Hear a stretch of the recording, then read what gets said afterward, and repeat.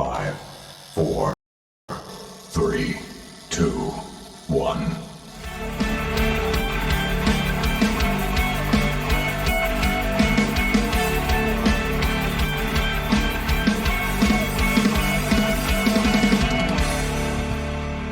Hey, what's up? Welcome to the stream. We're here. Mark just got here. He's getting his beers, and we're here. If you can see me, there you are. How you doing? How you doing? That is not sweet. That's the light. That's the light. I know, and it's sweet. You should have the regular Twisted Tea. Are my earphones over there? Yes, sorry. That's okay. I think your mic is off. You might get to finish Here. this one for me. There. Yo, yo, yo. What is up? Here, try this one. I'm assuming I'm hot anyways. Yes, you are. Yes, I am. Material to go off of, but I got you. I don't know if I can get any busier. I think I've said that before, but I know I can. Yeah. I don't want to get busier. The mango is not my favorite, but I'm still, it's one of those. You know what I mean? Espresso? I don't Sorry, 1 second. But That's great, but it is, it is pretty sweet. yeah. I would agree with that one. Sorry, go ahead. I now apparently have a cold open for us. So Oh shit! yeah. All right. But anyways, No, I was just saying, like, I don't think I can get more busier. And then as soon as I say that, like, Yeah, don't say that. I'll be on another board somewhere. oh god. Which, by the way, I got asked the other day to be on the housing board. For the city of Russell? Yeah, Interesting. we have I'd two. like you to be on the hospital board. Ooh, I don't know anything about hospitals, so No. you don't have to. 'Cause the, you just need to tell people not to be idiots. Don't be an idiot. Okay. Yeah. All right. Now the housing board, I guess we have the two big housing places, the one on 16th and 281, and then the Lincoln Manor. Those two high rises, and then Right. the other ones are just the nursing homes and stuff. And it's like, But like, what do they do? so the board helps the director essentially with guidance, is kind of what I was told. The director is a paid position full time, and then there's I think three different full time staff. now, you know what a good board to be on is? The food pantry board. They only meet once a quarter. Ooh, that might Katie be. and Rachel used to be on that. Katie did, not Rachel. Oh, I thought you were on it too. Hannah's dad was the president for like 100 years. Really? Yeah. Forgot about that. Yeah, I was on it when I moved back too. The problem with that though, I'm pretty sure Katie's experience with that was very similar to like our Knights of Columbus experience, which is like she brought in fresh ideas and they were just like, yeah, no, we don't do that. Yeah. And it's just like, why am I on this board if we're Yeah. just After we gonna moved, wasn't it? Huh? It was after we moved, wasn't it? Yes. Yes, that's why. yeah. Because dad would have been like, oh, what a wonderful idea. Yes. Yeah. Well, and the lady that's running it, Sherry, is it Sherry? For the housing? No, for pantry. food pantry, not Sherry. Your mic's far away, by the way. I know. Oh, okay. Kathy. Kathy. Name. Kathy. Yes, she's been doing it forever. Forever, which that's the problem I have is I'm going to feel the need to be able to take over because at some point she's going to have to stop doing it. And when she stops, dude, Somebody else is going to have to know how to do it, and currently Right. nobody does. right. I mean, yes. Anyway, And like she came and presented to our Russell County leadership class, and the stuff that she knows just off the top of her head of how many meals that they provide for families across the whole city, and like so much stuff that Yeah. like so much good that she does behind all closed doors, 100%. and it's all right here though.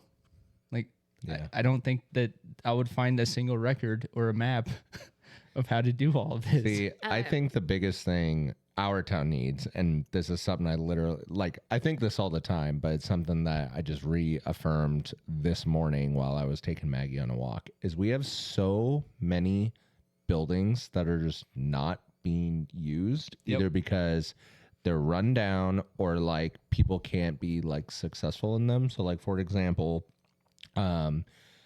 like when I used to work at shelter, that building right next to the post office, like started out as the bookstore and then they moved on to Main Street, which good for them. But then it was like a nutrition place for a little bit. And then it was like a chiropractor place for a little bit and like whatever. And like people keep Salon coming. back in the day. Huh? There was a salon back in the day. Right. And like, granted, like, is that like a key prime location, like a block off Main Street right next to the post office, right across from the funeral home? Like, Not it very yet. well could be. But like, that's the thing is like, we, between that and then ironically, the other building, the big giant brick building with like all the windows broken out and stuff, they're doing like construction on it right now. I don't know why. I don't know what they're It's doing. the Holland Hotel.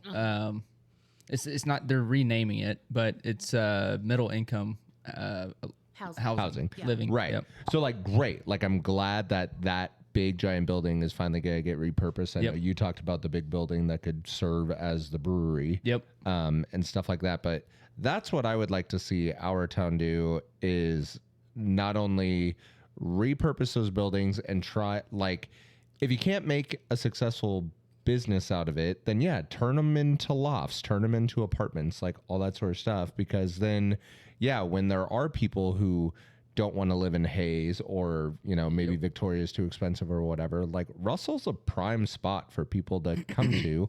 And on top of that, even if you don't have people there full time and you just have people who own those buildings, make them all Airbnbs. And then that way, when you have Prairiesta and Wicked Fest and Bronx Bricks and Barbecue and stuff like that, and people want to come into town, now you're not overrunning the hotels. And even still, like there are people where when weddings happen, have to get hotels in Hayes still because they're all the hotels are booked with different events going on and stuff like that.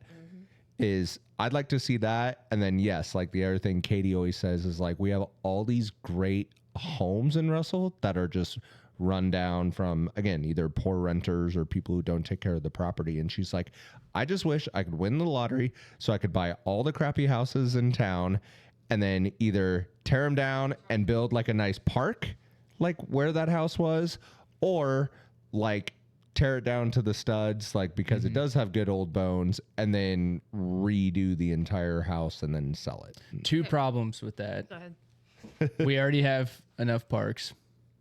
Well, So I just meant like something in its place. We're just gonna rebuild it That's fine. or redo it because right now Russell is. I mean, if it's like condemned and unable to be Oh, fixed. it's always savable. and that's one of the problems that we have in town right now is housing, lack of housing, Yeah. and single family housing at that. And so, yeah, I'm 100% with you. I mean, the I house. thought we would never grow out of our house. Right. And even now, like our house feels tight. And Mm-hmm. it's just like, man, I wish there was like a nice, 6 to 8 bedroom house that I could buy, but there isn't unless I build myself one out in the country somewhere. And I ain't doing that. So Well, and so like the house right here on 281 just got tore down last year. Like that lot's just sitting empty right now. I mean, it's one of those things, and that was a condemned house.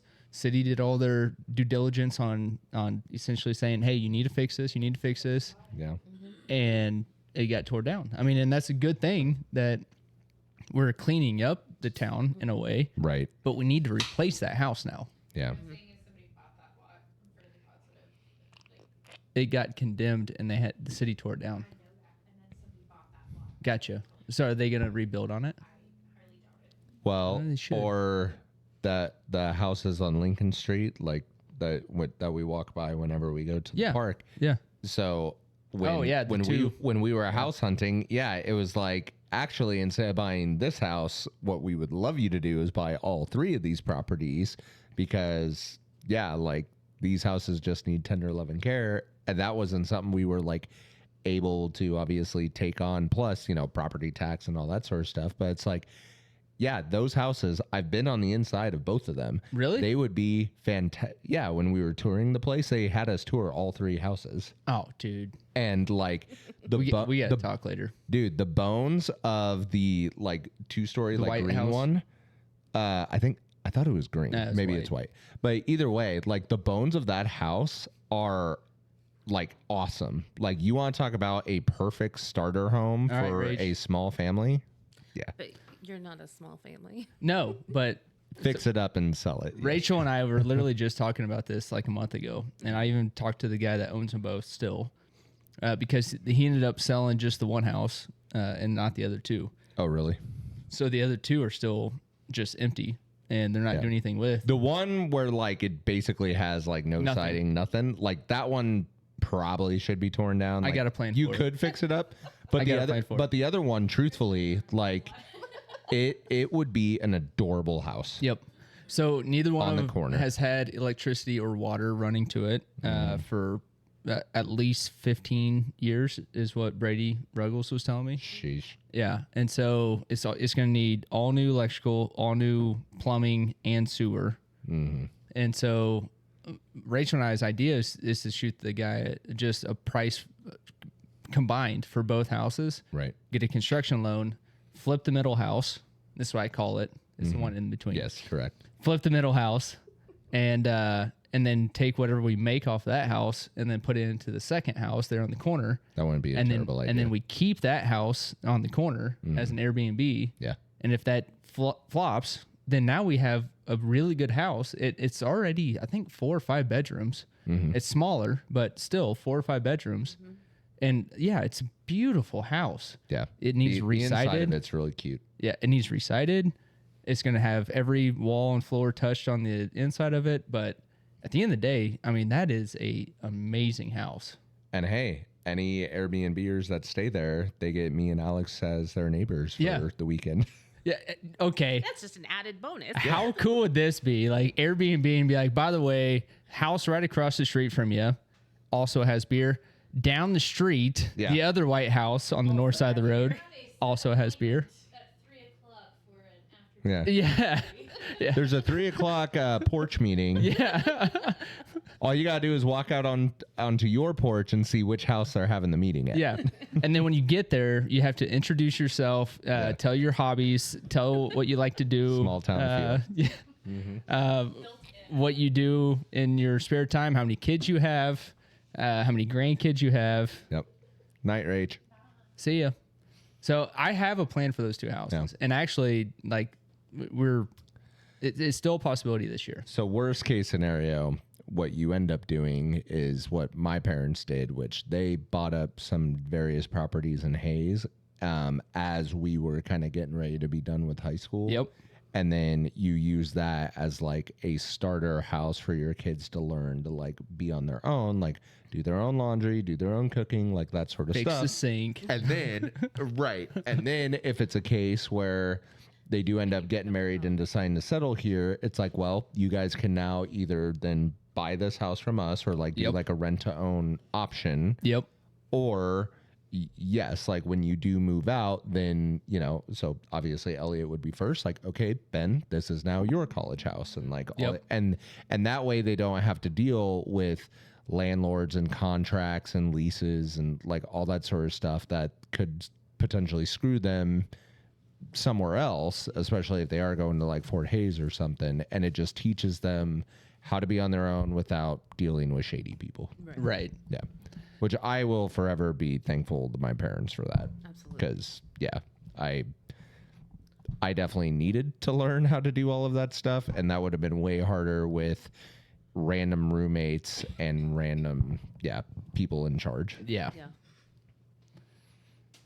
No, so there's 3 big issues for the whole county, and that is population decline, housing shortage, in like available single family housing in town, and then Childcare. childcare. Thank you. You're welcome. I knew I was missing one. And those 3, and the childcare, I can't even touch with a 10-foot pole. No.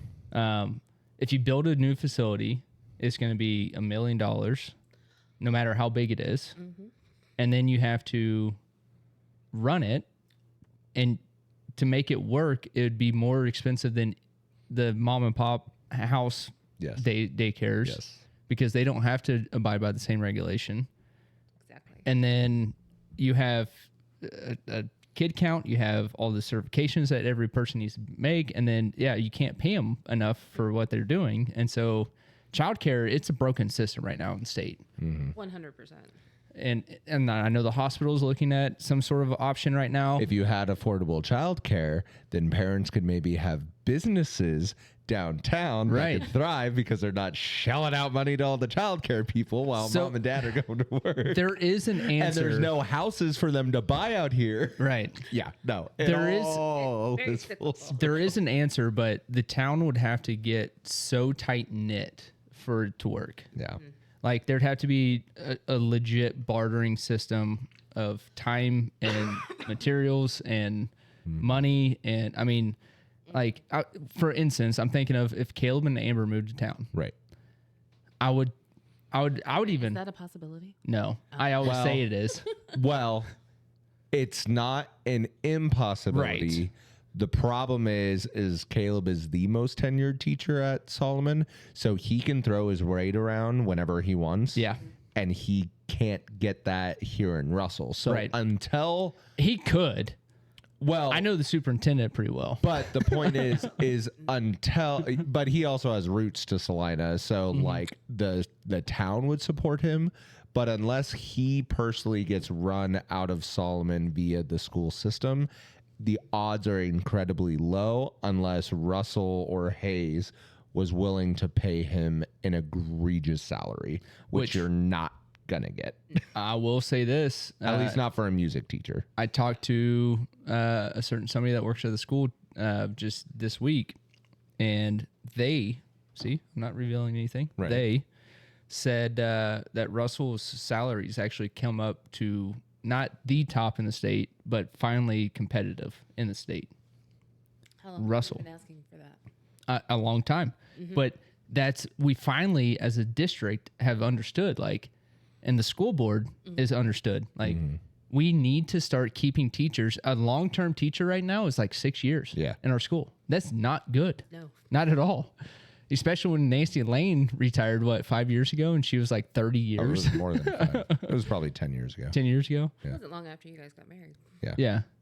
And so it was one of those things. It's like, we have to be able to keep teachers. I mean, this is essentially a starter teaching career, and then you move on to another town, which is, again, this is I wouldn't even say a starter. It's a transitional thing. Right. Of like, hey, come be our football coach, our music teacher, our AD. principal. Yeah, whatever.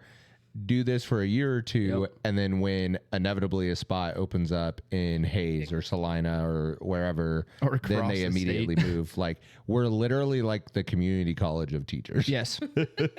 And I think a part of that too, and I'm telling you, I learned more about this town in the last 9 months with Right. Russell County leadership than I wish I'd have done this my first or second year in town, to be honest. What this town is really missing is a sense of community pride. And I don't know what the answer is to it yet. I think Russell County leadership, honestly, is a good opportunity to open your eyes to how the community works, so you don't get the people that are like I was, and be like, well, the city fucking sucks. Well, no, actually, the city does a hell of a lot more than the citizens take notice of. Right. Have you noticed that there's tree limbs on the sides of the street yet? Still? I mean, I've seen some, yes. Yeah. But I honestly haven't paid attention. So this has been my bugaboo since probably 2 years ago. There is no financial gain for the city to pick up limbs for people. When you put them on the side of the road and then they come and pick them up, to me, that's always been a waste of money. It's been a waste of city workers' pay. It's been a waste of their time. Like, that is what big, rich cities do. sure. We're not a big, rich city, right? And so I would argue, though, that for every single time you're thinking of that, I'm also seeing them all just standing around a fire hydrant doing nothing. And it's like, why don't you go pick up those tree limbs over on the side of the street? And it's because of times and expectations of the citizens to do all these things that then now they've had to hire more people. And then, I mean, it's a vicious cycle. Right. I am very confident. You never know all sides of the story. No. And I am very confident that we have a really good staff right now at the city that are all in their 30s and 40s. That's like a new wave of tightening some things up with taking a little bit of the creature comforts of the city the citizens have just expected to have, to where now I think we're going to see some big changes in the next 5 to 10 years, where there's different outlooks on being a city worker. There's different, like, I think it's going to get a little bit leaner and a little bit more 74-year-old Chrome. tennis enthusiast hopes to pass the racket. What? Who knows? Get out of here. But a little bit more like punctual with what they do. Sure. And I think that's a key for a small town that's trying to revigorate itself. So that's a lot of a pre-show right there. No, I know. That's all Russell. I love it. I do think that there is a potential, truthfully, of a boom for us of, again, people either leaving Hayes and, politics and stuff. Like, Hayes is still a very thriving community, but like it's also so ridiculously over the top competitive from a like housing is through the roof over in 100%. Hayes. They're getting a new school, but a lot of people are mad at the school because and to no fault of the public school zone, they have to do what the government tells them to do. Exactly. But like, there's all the whole gender identity and like all that sort of crap that they have to deal with, and parents get mad about that in a very Christian based town and whatnot. But then at the same time, you have city officials doing questionable things half the time. They end up on Hayes Post for reasons that they shouldn't, and all sorts of crap like that.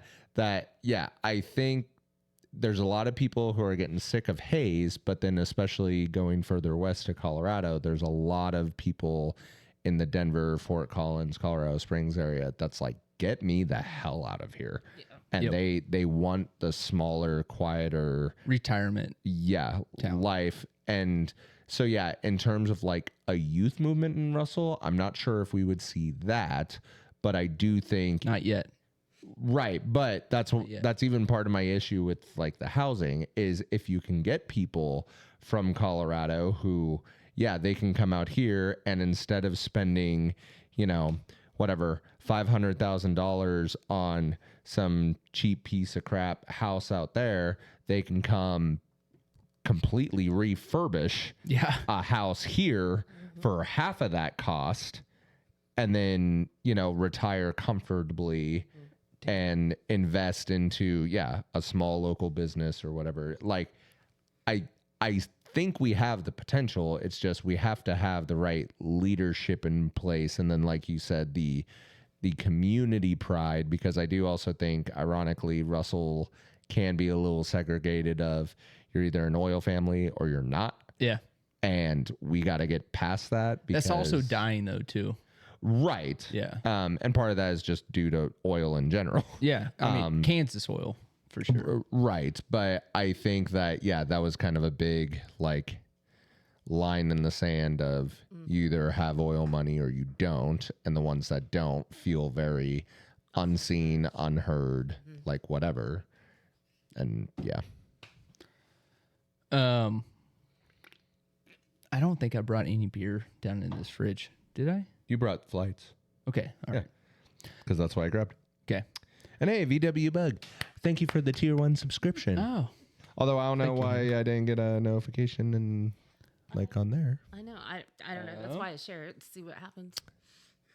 Because I thought it always does. Is it sound? Yeah, it's sound alerts. Yep. So I don't know why I didn't play. Uh-oh. I mean, technically, we should be able to play at any time if we wanted to. But where? I'll show you. I am just going right to here somewhere. The down should be by the. It's just easier. It is. All right, and then we'll get started. Oh, you're good. Now I have to alerts. There we go. Retirement account. We can get people to move for retirement. Old people come with old money. That starts investing. Oh, resubscription. Yeah, here we go. Yeah. Why didn't it play the resubscription? Here you go. You ready? Uh-huh. There we go. Oh, no, they popped up on here. To go even further beyond.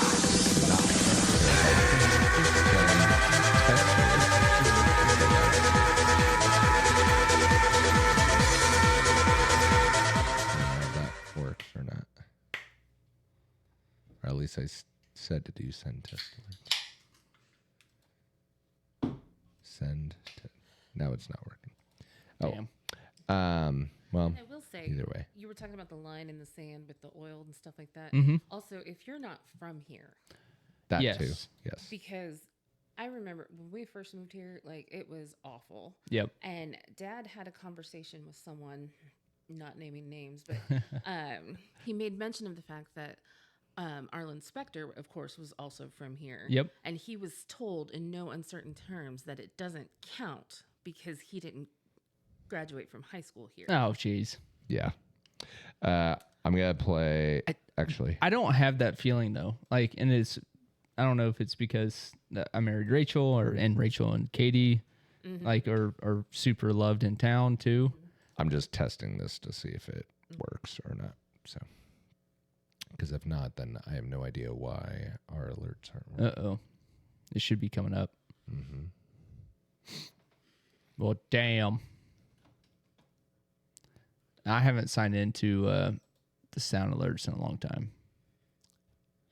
Oh, Twitch up there, right there. Oh, Damn it. you think that's why? Yeah.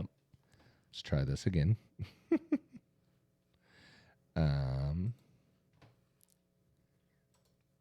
Let's do.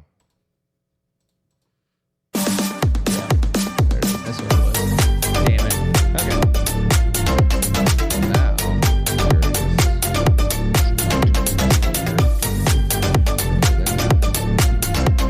Yeah, I turned all that stuff off the other day when I did the. And this there it is. Yeah. Okay. Click on by TM Kansas, which Hannah, while it's not saying VW, but you are a part of TM Kansas. So there's That's you and us. your dancing guy. Yeah, but I also made friends in a way that, I mean, it took a few of them, like a couple years to like where they'd reach out and stuff. But I love Russell though, and so I just I forced my way in. I don't want to live anywhere else. Problems this time around, obviously, is because we lived here for so long. Yes. So Yeah. Right. plus I have you guys. But Yeah. exactly. If anyone fucks with you, fuck them. Up. Yeah. Sorry, I was drinking a beer. Okay. All right. I do think have a I cold have open, though. my Mount Rushmore. There's 4. Yeah. Yeah. 4. Okay, got it. We got 1, 2.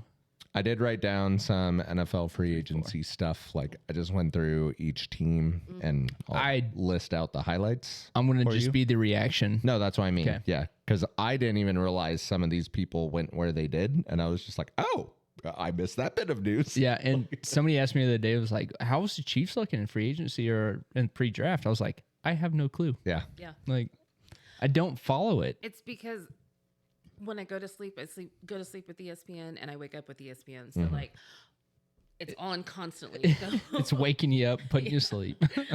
there are things that I'm tired of hearing about, which I will mention. Yep. And you hear all the other highlights. Okay, where's Shadir going? I don't know, but I'm tired of hearing about Okay. it. We'll talk about that too. Because I heard possibly the Jets. No, No. Well, Was that just a talking point? it's just Yeah. a talking point, but because ESPN is very jet heavy. yeah. I don't know if it was Greeny or if it was some other guy on his show today. It might have been Shefty, who thinks he might go like 21 to the Steelers. Oh, Which they are one of the teams that need a quarterback. Which Exactly. again we'll talk about. But Yeah. sweet. All right. okay, I have a cold open before you do the intro music. Okay. So Ready? So the other day, Alex reached out to me, and this is something that I think we should do like as a pod topic one of these days, and do it for like our respective like hometowns. But me being from Hayes, he was like, "Hey, my sister-in-law is coming to town. Like, if they were to spend a day in Hayes, what should they do?" And it's like, well, that's an ambiguous question because there's lots of different, like, do you like to go to historical stuff like the Sternberg or Old Fort Hayes? Do you want to do like activity stuff like bowling or mini golf? Do you want to like go to the bars? Right. Like, so I kind of like made up this like list of things, and I kind of broke it down by category because I also didn't know, like, are they going for like 4 hours or are they going for like all day, you know, or all weekend or whatever for a month. And I have to read you this because not only did I feel good about what I sent him, which even when Katie read it, she's like, you should read that on the pod. So we'll do like a hometown, like we'll make a pamphlet, like an audio pamphlet of things you should do. So like when you go to Clyde, Kansas as a visitor, like here are the things you need to do. Got to go to the club, dude. Right. And then of course we'll do it. We'll do it as a group for Russell as well. But yes, Alex sent me this text message. I just want to read it to you guys. Hey, want to let you know my sister-in-law and brother really enjoyed their Hayes Day. They did some disc golf, putt-putt, beers at the Q, Boot Hill, and Buffalo Park, and serves for a snowball. She is from Vancouver, Washington, and thought they were slushies. They are slushies. I told her how it's constantly debated amongst our friends and how it was on your podcast. So they spent their Hayes Day doing Midwestern Kansas things all while listening to your podcast. No way. So this is kind of like an Apple review, by the way. Okay, this is cool. Which, by the way, you can go review us on Apple and we'll read it, but we haven't gotten a review in like 4 years. So, and I say that as a joke because we've been live less than 4 years, but still. They laughed at how often they could hear fresh beers being cracked open and really enjoyed the randomness of the topics. I'm hoping they go back and listen to more of you, and therefore you gain 2 more listeners from North Carolina. So, hell yes, dude. To Alex's sister-in-law, because he didn't actually tell me your name. Beth. Welcome to the show. I think her name's Beth. It has to be Beth. Yeah. That's a sister. Like a sister-in-law name. So we hear you, we see you, and come visit us again soon. Yeah, and next time you're in Hayes, if it's a Wednesday night, come over to Russell, to the front porch, and get on the podcast. Yeah, and then we can go back to Hayes and do some karaoke. Yeah, no, I'm down. Karaoke band heroes talked about on the last show. Yes, Let's go. That's professional podcasting, ladies and gentlemen. Let's start.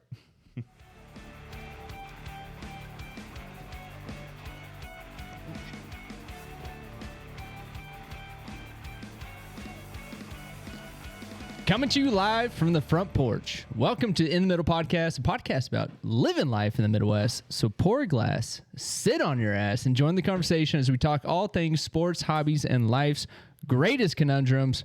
Mark, Psych. What's up, dude? Well, in honor of the pre-show topic of us talking about Cracking Alex's beers. sister-in-law, here you go. Yes. Just gotta crack open some beers. Sype, I brought you one as Oh, well. thank you, I don't dude. know how low you are. Yeah, and that's good. I forgot to grab you one. I'm sorry. That's okay. You can get it the next It time. looks half full. Hey, It's not, but you can get it the next time. producer Hannah, how was your week? It's fine. Up and down, Yeah. from what I've heard. Yeah. I'm a klutz. I fell in the middle of the street at the post office. yes, in that's Hayes. right. Yeah. So I need to go see our producer, Derek. Yeah. Just make sure everything's okay. Which, sorry to hear that. That sucks. But producer Derek is not in tonight. Nope. Dealing with some sickness at the house. Yep. And it is all over town right Yeah. now. Because 2 of my kids got it, and right now I'm just hoping it doesn't ruin First Communion this weekend. Yeah, no kidding. Well, not only that, Evelyn is kind of running hot. Is she? It's a little bit maybe of an onset of it. I'm hoping not. Cross my fingers, knocking on wood, doing whatever I can. That could be teeth, I though, was going too. to say she could be be. teething. Yeah. So. Yeah. So I'm I don't praying. think my kids ever had praying a for teething. fever. It was just throw up. Really? With teething? No. Like this illness. Oh, okay. I Good. think it's just a stomach bug and nothing more. That makes me feel better. Yeah. Okay. Good. But no. So that's a little bit of what's happening around Russell. Some sickness going around town. Other than that, I was going to mention something, and I think it could be a topic for a later show. But I want to just tell you something I learned from another podcast this weekend or last week when I was traveling. Did you know? I said cross my fingers, right? Mm-hmm. Did you know that the crossing of the fingers goes back before the cross of Jesus? No. And like the cross was a symbol of like good religion or religion before even Jesus was hung on the cross. Mm-hmm. And it was. I didn't realize this had anything to do with. Well, hold on. So like Jesus dying on the cross either. So when you this back before Jesus died on the cross, people would like for good omen, they would cross like fingers with another person and then do like a ritual. Oh, interesting. And the vertical part of the cross was meant to be representing the earth to heaven. Mm-hmm. And then the horizontal plane was the earthly like realm. Mm-hmm. And so the intersection of that is where the good like omen was going to get caught into. And so one person would stick out a finger, the other person would go across. And then the good omen would get stuck in between, which therefore both people get. And it was like a ritual that they did. It eventually turned into just a sign of good luck. And then you essentially lost the two people. You could do it by yourself. Right. And then it just became crossing of the two fingers. Crazy. The more you know. Yeah, that is interesting.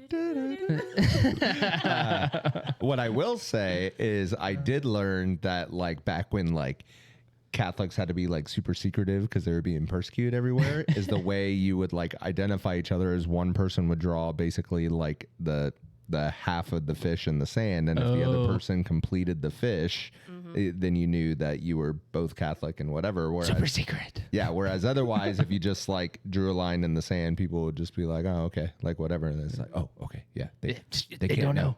Yeah. They don't know about the secret mass we're having Tuesday nights. You know, like whatever. 7 o'clock. My first tattoo was the Jesus fish. Yeah. Was it really? That's how I rationalized it to my father. That is fantastic. I love it. Dad, it's not like a bad tattoo. It represents Jesus. Represents my faith. He's Yeah. like, it's permanent. I'm like, so? And so is my faith, Dad. Exactly. Said it's more permanent than the earring you have in your left ear. So. There you go. Well, very cool. Mark, we have some people to thank. We do. Yes, Yeah. we of course have to shout out our Patreon supporters, Miss Hannah Haggard, Mr. Eric Roth, and Mr. Joe Roth. And then, of course, Hunter Key, our longest running supporter. So thank you all very much. I know I slurred my words on Rorik. I just was pretending to ignore it until you both looked at me like you said that funny. I was just going to give you props for not mixing up the last names. No, I know, Yeah. but I heard Roth. But then, of course, we naturally have our Dad Joke of the Week, sponsored by McNary Chiropractic Family Health and Wellness here in Russell, Kansas. Go see PD for all of your chiropractic family health and wellness needs. Sipe, what is our Dad Joke of the Week, guaranteed to crack us up? Is today the 23rd or 4th? Today's the 23rd. It's my 23rd. anniversary today. It is. It is. Happy anniversary. I got married, what would it be, 8 years ago today? 9? Isn't it 9? 20... 2016. 16. Yeah. 9. Yeah, so 9. 9. Happy 9 years, dude. Thanks. That's also how long we've known each other. And it's also my very first girlfriend's birthday today. I saw that on Facebook. So, yeah. Happy birthday, Nikki. Happy birthday, Nikki. All right, here we go. I spent $500 on a limo for my daughter's prom night, and it didn't even come with a limo driver. All that money spent and nothing to chauffeur it. I knew where that was going. That's awesome. I love it. Oh man, that's good. So again, thank you, Padusa Hannah, for the dad joke calendar. Yeah. And, at some point I'm going to do something with it, but maybe I'll just use it for next year. Yeah. Just reverberate it. Well, it's going to be different days, on- I know. on That's what I Wednesdays, mean. yeah. Is all the Wednesdays will be different. Yes. Basically, it'll take us 7 years to get through this calendar. I love in it. Its proper form. So I love it. It feels like the Bible when you. Takes 4 years to get through the entire Bible in Catholicism. So Yes. yeah, great. But on today's show, here's what we're talking about. So not only was it Easter this past week, right? He is risen. But Yes. John Cena officially became the record holder for world championships with number 17. Can't see me 17, as he says. And well deserved. Yeah. So we're going to talk a little bit, just tiny little bit about WrestleMania, because I think I'm the only one who actually watched it. Yes. But then we are going to give you our wrestling Mount Rushmore. So this is kind of a continuation of our wrestling topic last week, where we kind of hinted at previewing WrestleMania. And then in topic number 2, we're going to talk NFL free agency, because we have yet to actually talk about it, even though it happened over a month ago, because the draft is tomorrow. Yes. So the first round, nobody ever watches anything beyond that unless you're a psychopath or you have ESPN on 24 hours a day. Going to bed. So yeah, we'll talk a little bit NFL draft, and then we did, while this is currently underway, we did make our NBA picks. So we will just kind of mildly recap those and talk the storylines that we also don't know, because again, none of us watch the NBA until we get competitive with it. So Pretty much. Yeah. yeah, so all sports today, because wrestling is a sport, right? Well, it's life. Yeah. Yeah. It's athletic. It has winners and losers. Yes. And it's 100% real. Yeah, totally. All right. Number 1. Topic number 1.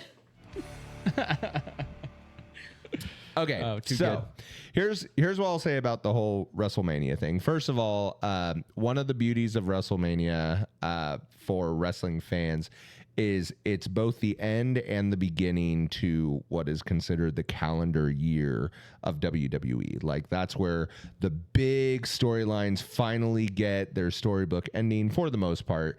And then, new fresh storylines kind of happen either at WrestleMania or at the Raw after WrestleMania. And Yes. so we got a little bit of both from the standpoint of, again, I won't go into all the storylines, because if you don't watch, you'll have no idea what I'm talking about. But the big headline was, yes, John Cena has now surpassed Ric Flair for the most world championships ever. Woo! The sad part about it is the match itself was relatively boring, because at this point in his career, obviously Cena's a lot more limited in what he could do. It would literally be like if we told like Brett Favre to go out and play for the Packers again. It's like he could probably still sling it once or twice, but are they going to win any games? No, they're not. Well, and he's not going to be throwing it 65 yards on the field. either. Right. Lost his flexibility, lost his strength. Yeah. So it wouldn't quite be the same exact thing.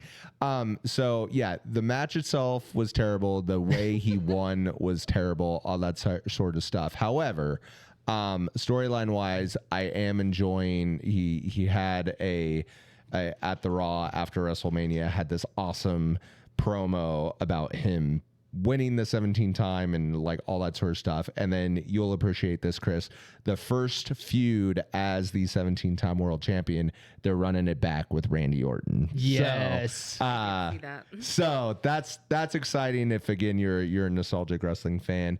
Other big like storyline wise is they are now, one of the coolest things I always think in wrestling is when they have like these overpowered groups. So the one everyone knows about, even if you're not a wrestling fan, was like the NWO, with like Hulk Hogan, and like that was like this powerhouse. Yeah, the Degeneration X, suck it, like all that sort of stuff. So they've always had like these big monstrous like they're called factions. And while there are other like lower level factions of like people who aren't as popular and aren't as powerful, but like they're a group and they're shenanigans, Monday Night Raw, like people are dubbing it Evolution 2.0, which again, from our time, since we brought up Randy Orton, like he was part of the Evolution stable with Triple H and Batista and all that sort of stuff. And so they that's like part of the new storyline, is you are now seeing a formation of what's going to be the new powerhouse faction. So all the people from the Evolution have just gotten to the point where they don't want to wrestle anymore and they're retiring. And, Right. So and now- now we have the second wave. Right. So the guy who won the main event on night one, it happened with like this crazy big betrayal and heel turn and like all that sort of, like, it was awesome. And the match itself was really cool too, but storyline wise, it was really cool. And then Monday Night Raw, like, I would argue was actually better than WrestleMania, which is kind of funny. shit. But yeah, if you're not into wrestling, now's a really good time to get into it because shit's about to pick up, which is crazy. But in terms of WrestleMania review, overall, in my opinion, there were like 4, maybe 5 good matches out of the like 12 to 14 matches that there were. And the big thing that I will once again say, I think I said it last week, women's wrestling has come a long way. Dude. Because my favorite match of the entire weekend was the triple threat match for the Women's World Heavyweight Championship or whatever it's called. And oh my God, those ladies put on a show. And it was match. awesome. Yeah, A wrestling match. Yeah. They wrestled each other they did. to see who was victor. But what I'm saying is like their not a match was more exciting than all the other ones that I saw. Like the story was good, the athleticism was good, the action was fast paced and energetic and all that. Yes. Like props to the ladies. Like for 'cause well, and not if only you grow up in our generation, you do not like, and this is not meant to sound sexist, but like But- you do not respect women wrestlers. no, all they were And- there to do was to give you a little bit of a sex tease, Right. And maybe flash their boobs Yep, on right. WWF. I mean, And that's, now, because we watched Elimination Chamber together, yeah, and they beat had the our shit out favorite of each match other. on that one. Yeah. Right. And then they just had so this is back-to-back pay-per-views where, in my opinion, the women stole the show. So There you go. props to the ladies. And I just wanted to give them their flowers because that was really awesome. But yeah, so storyline-wise, great. I'll accept on behalf of. Yeah. on behalf of all the women wrestlers. Match-wise, there were some really fun ones. And then there were some that I was just like, I'm okay that I'm rocking my kid right now and I'm watching this on mute because it looks really boring. And the crowd That's sucked and all unfortunate. that sort of stuff. Yeah. But the Raw after WrestleMania, whew, fire. So That's unfortunate. yeah, You know, get your Netflix accounts and go watch Raw. It was exciting. I tell you what, everybody's talking about women's sports these days, and As they should be. Yeah. hold on, let me finish. I'm sorry. Let me finish. I just had to throw it out there. And they always want to say like the WNBA needs its turn in the spotlight. I tell you what, it's time for the women's wrestling WWE to get a spotlight right now. Why? Because they're actually athletic people Dude. outperforming, out wrestling the men right now. Yeah. In my Okay. opinion, they are. Yeah. Absolutely. And and speaking of that, Yeah. the match on Raw was apparently between so the girl who won at WrestleMania. Yes. And then their developmental program, the NXT or whatever. So Next. right. Yeah, Okay. Who was that group again? The group that you said was like the NXT group that Yeah, invaded, and that's when you stopped. What was their name? I think it was just Nexus. Nexus. Nexus. Nexus Okay. or something like that. Okay. But it was from the TV show. Right, from Yeah. the developmental group. Yeah. So apparently the champion from that like development group challenged like in an exhibition match, like the world champion that like won. Dude, that match banged. No shit. It was so good. And I was just like, hold on. This isn't even a main roster person. This is someone on the lower level, Yeah. like doesn't even get TV time. Rookie. Like on the right. Like Yeah. basically a rookie. They tore the house down. Dude. So again, Elimination Chamber, WrestleMania, and then Monday Night Raw, just women, like See, crushing it. I'm telling you, Crushing it. this needs more eyes. Women like WNBA, it's good, it's fine, but I mean, there's a reason that they don't get paid as much as the men's. Okay, I'm going to There's say no that. dunking. Well, there's some dunking. Well, there's no 360 windmill through the leg dunks. Not yet. Just wait. There is a girl that was just drafted in the WNBA that Can do that. I think she can. Okay. Now, if there's like another 40 of them, now we're talking. Now we're talking. But like, I mean, because the biggest argument with that is, well, name me 3 or maybe 5 NBA players. Kaylin Clark, Angel Reese, the Yukon girl's name. Hold on. Oh my God. Yeah, See? I know. Paige Beckers. Okay.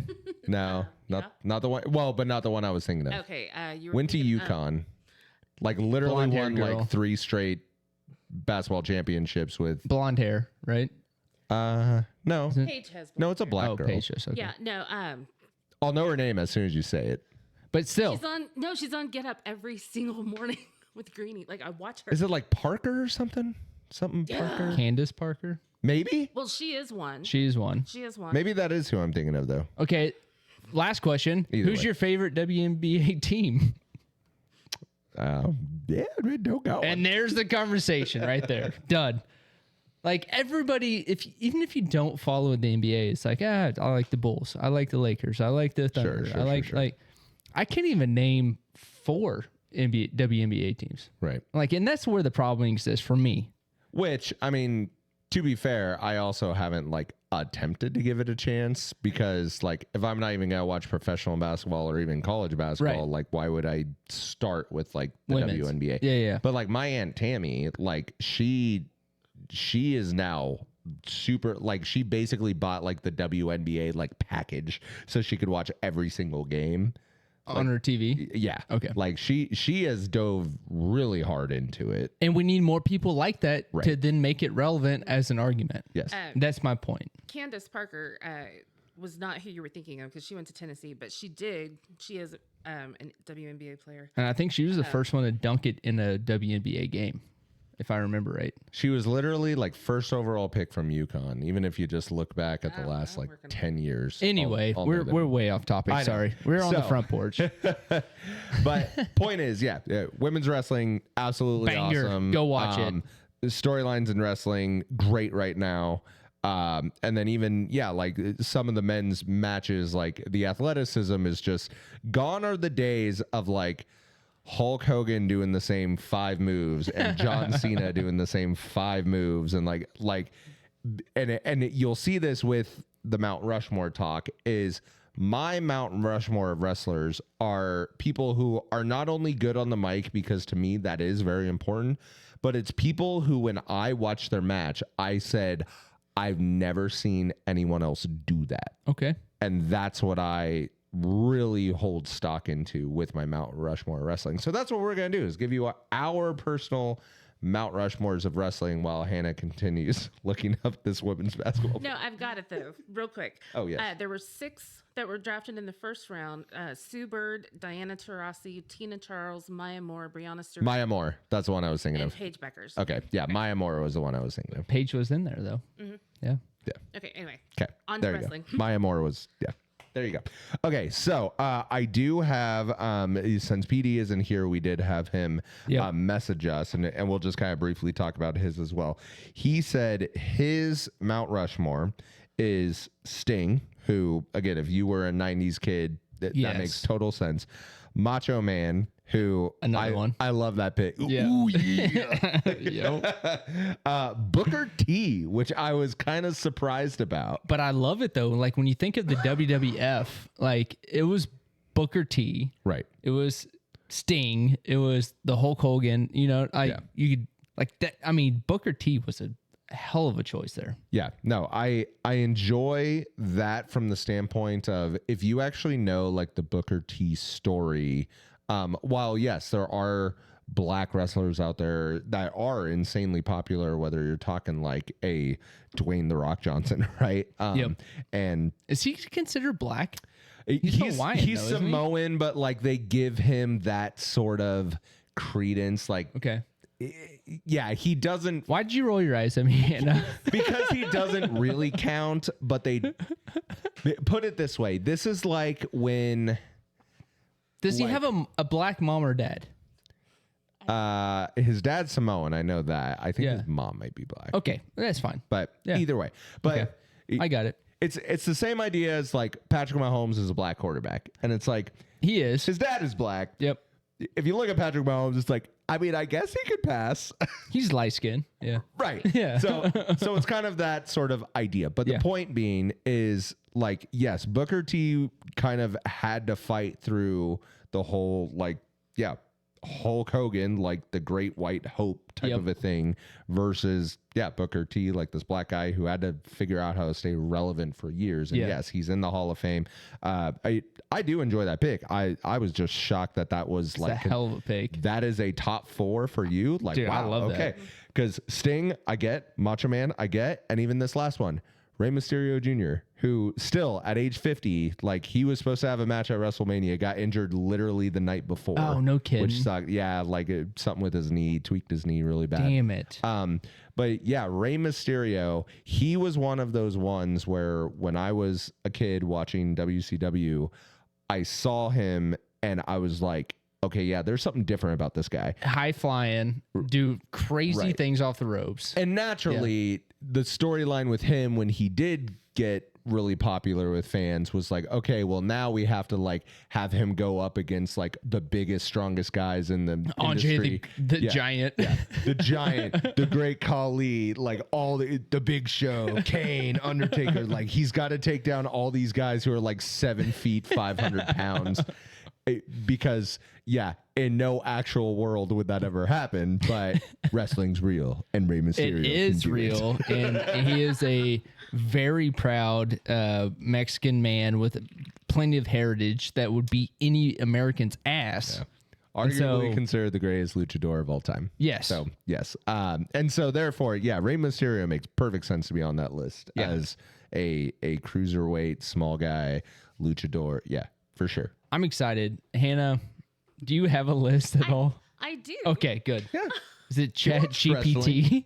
No, Oh, she watched wrestling. I watched wrestling in college. Okay, true. I forget about that. So Yep. I watched with the boys, and Yep. that was all well and good. So my Mount Rushmore is from that era. Okay. Obviously, because I don't have a lot of context. So, for me, it's The Rock, who does identify as Black and Samoan.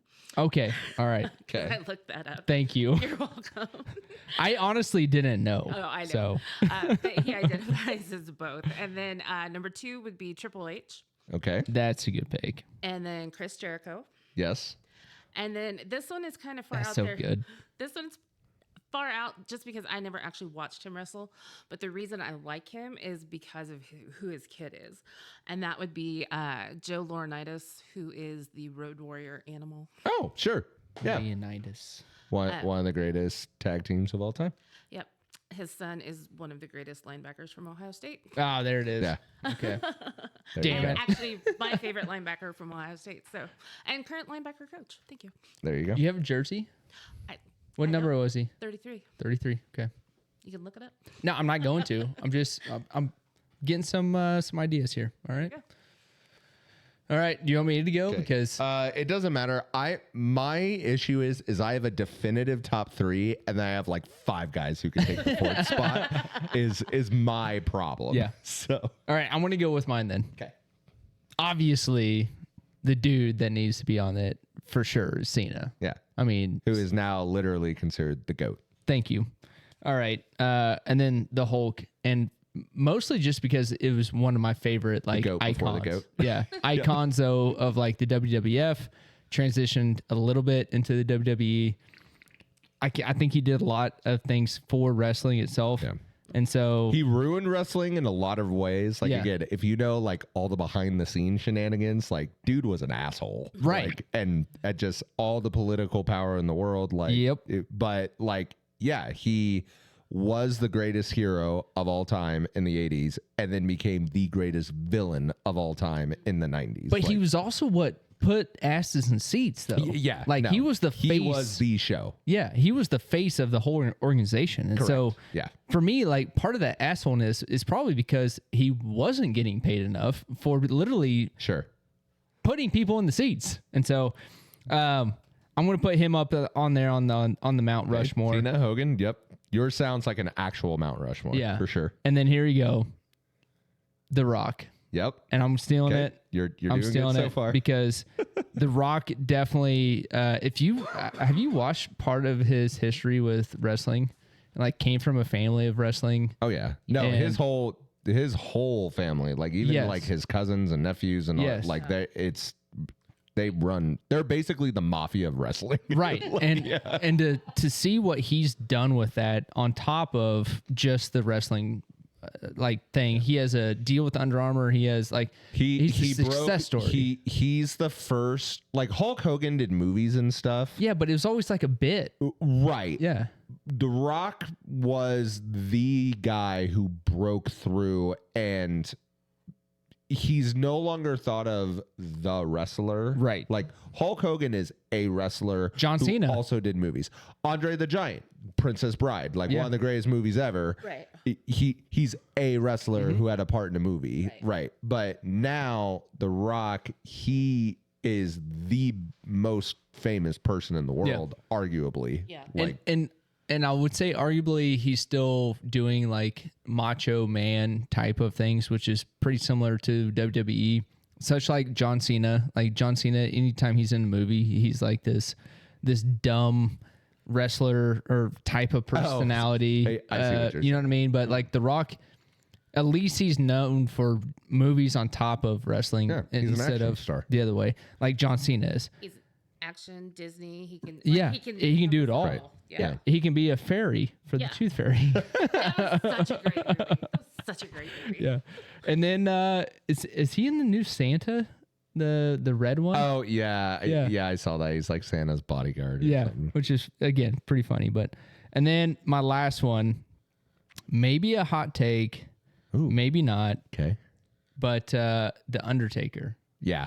No, Right. yours is like an actual Mount Rushmore. Yeah, because for sure. the Undertaker, it's not necessarily his presence in the ring. Mm-hmm. It's his presence outside of the ring. Like he is such a burden to even deal with. As soon as you hear the dong, Yeah, the showmanship is through the roof with him. For sure. and what effect it has on the rest of the wrestling community. As soon as they hear that, they're like, oh no. For sure. And yeah, so even though he's the oldest balls, he's not dead yet, is he? No. Okay. No. Okay. He's still very much alive. I was gonna say He was performing like 2 years ago. I know, but he looked like death then. True. He's His looked like name death is for a The while. Undertaker. I know, but I mean, I'm pretty sure he had a cane the last time I saw him on the mat. No, he's good. He's good. Okay, so that's my 4. I thought I did decent. No, that's a phenomenal. That's Thank like a true. There are a lot of wrestling fans who would 1000% agree with. Okay, I'm bowing to the audience right now. Right. Thank you. So again, my criteria first and foremost is like match quality, aka in-ring performance. That's my first and foremost thing Excuse that you? I look at. Fix that last sentence. In ring. Well, no, when Patrick Mahomes goes and plays football, that is a performance. Is it? Yeah, Yeah. All right. yeah, it's a performance. All right. He's I'll let that performing slide. the sport of football. I'll let it slide. Go ahead. Patrick Mahomes as a quarterback can do things that not a lot of quarterbacks can do. True. So that is a show. That is a performance. All right. Who would you rather watch, Joe Flacco or Patrick Mahomes? Ooh, I know the answer. Oh, Yeah. What's the answer? It is Patrick Mahomes. Yeah, because Joe Flacco is a statue and he's boring to watch. True. Very true. All right. All right. Okay. Right. So As long as it's not indicating it's fake, because it's not. No. It's real. In-ring performance, number 1. You do have to have the ability to talk, though. Because nothing's worse than having all the athleticism in the world, but you can't string 2 sentences together in a promo. Duh. I beat him by putting my arm on him for 3 seconds. It's terrible.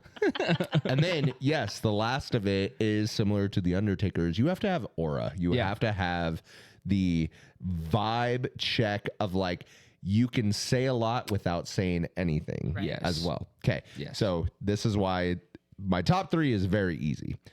Number 1 on the list, first wrestler I ever saw, first wrestler I ever fell in love with. His nickname is literally Mr. WrestleMania because he always has the show-stopping matches. Here we go. It's the Heartbreak Kid, Shawn Michaels. Yep.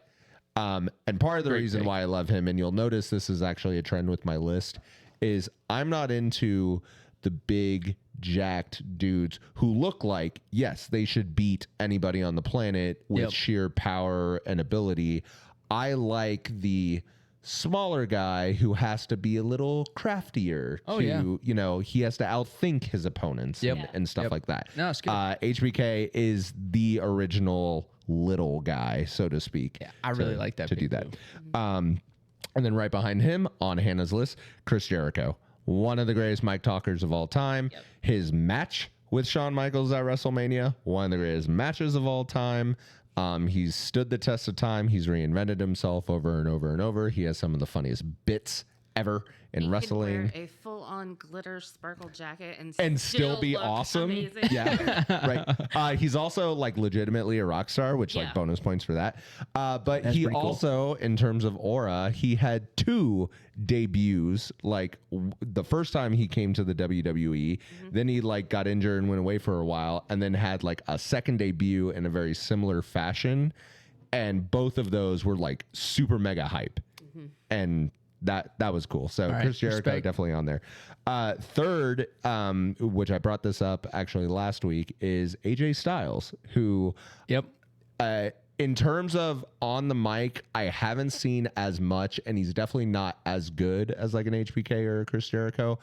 But the first time I saw an AJ Styles match, I was like, holy shit. I had never seen half the moves he was doing. The energy in the ring was like crazy, nonstop action, all that sort of stuff. And like, he's somebody who even now, like he had a match at WrestleMania, who like, he still just is so good in the ring. Yeah. That like, I just love him. And he was Mr. TNA, ironically, forgot about for a long TNA, time. yeah. So yeah, if Shawn Michaels is Mr. WrestleMania, I also have to have Mr. TNA on Yep, there. I like So that. That's great. So then my last one, this is where I really struggle with, because like I grew up in the Attitude Era. So of course, like I love The Rock. I love Stone Cold. Yep. They are really great. WCW was like my first love of wrestling. So of course I love Sting. I love Diamond Dallas Page, the original That's People's so tough. Champion, that sort of stuff. But I will also go with well, not newer because technically he's old now, but I will say CM Punk, who we watched, because I have Yep. seen his indie stuff from when he was young. And his matches were like crazy awesome back then. He's arguably considered like top 5 on the microphone of all time. His matches, he's a really good storyteller. Like, even if he's not doing the crazy stuff that like HBK does or AJ Styles does, Yep. he makes up for it with his emotion. And you want to talk about someone who can have the crowd eating out of the palm of his hand. There are few who Yeah. can do it better than CM Punk. So I will give go ahead that. and take him.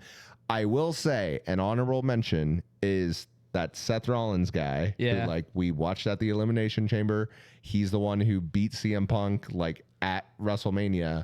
And then the Raw after WrestleMania, he's the Triple H of the new faction. This Seth Nice. Rollins guy, Seth Rollins is good, I'm man. kind of getting into him. Like, because didn't you say he was part of the Shield or whatever Yeah. it's called? Yeah.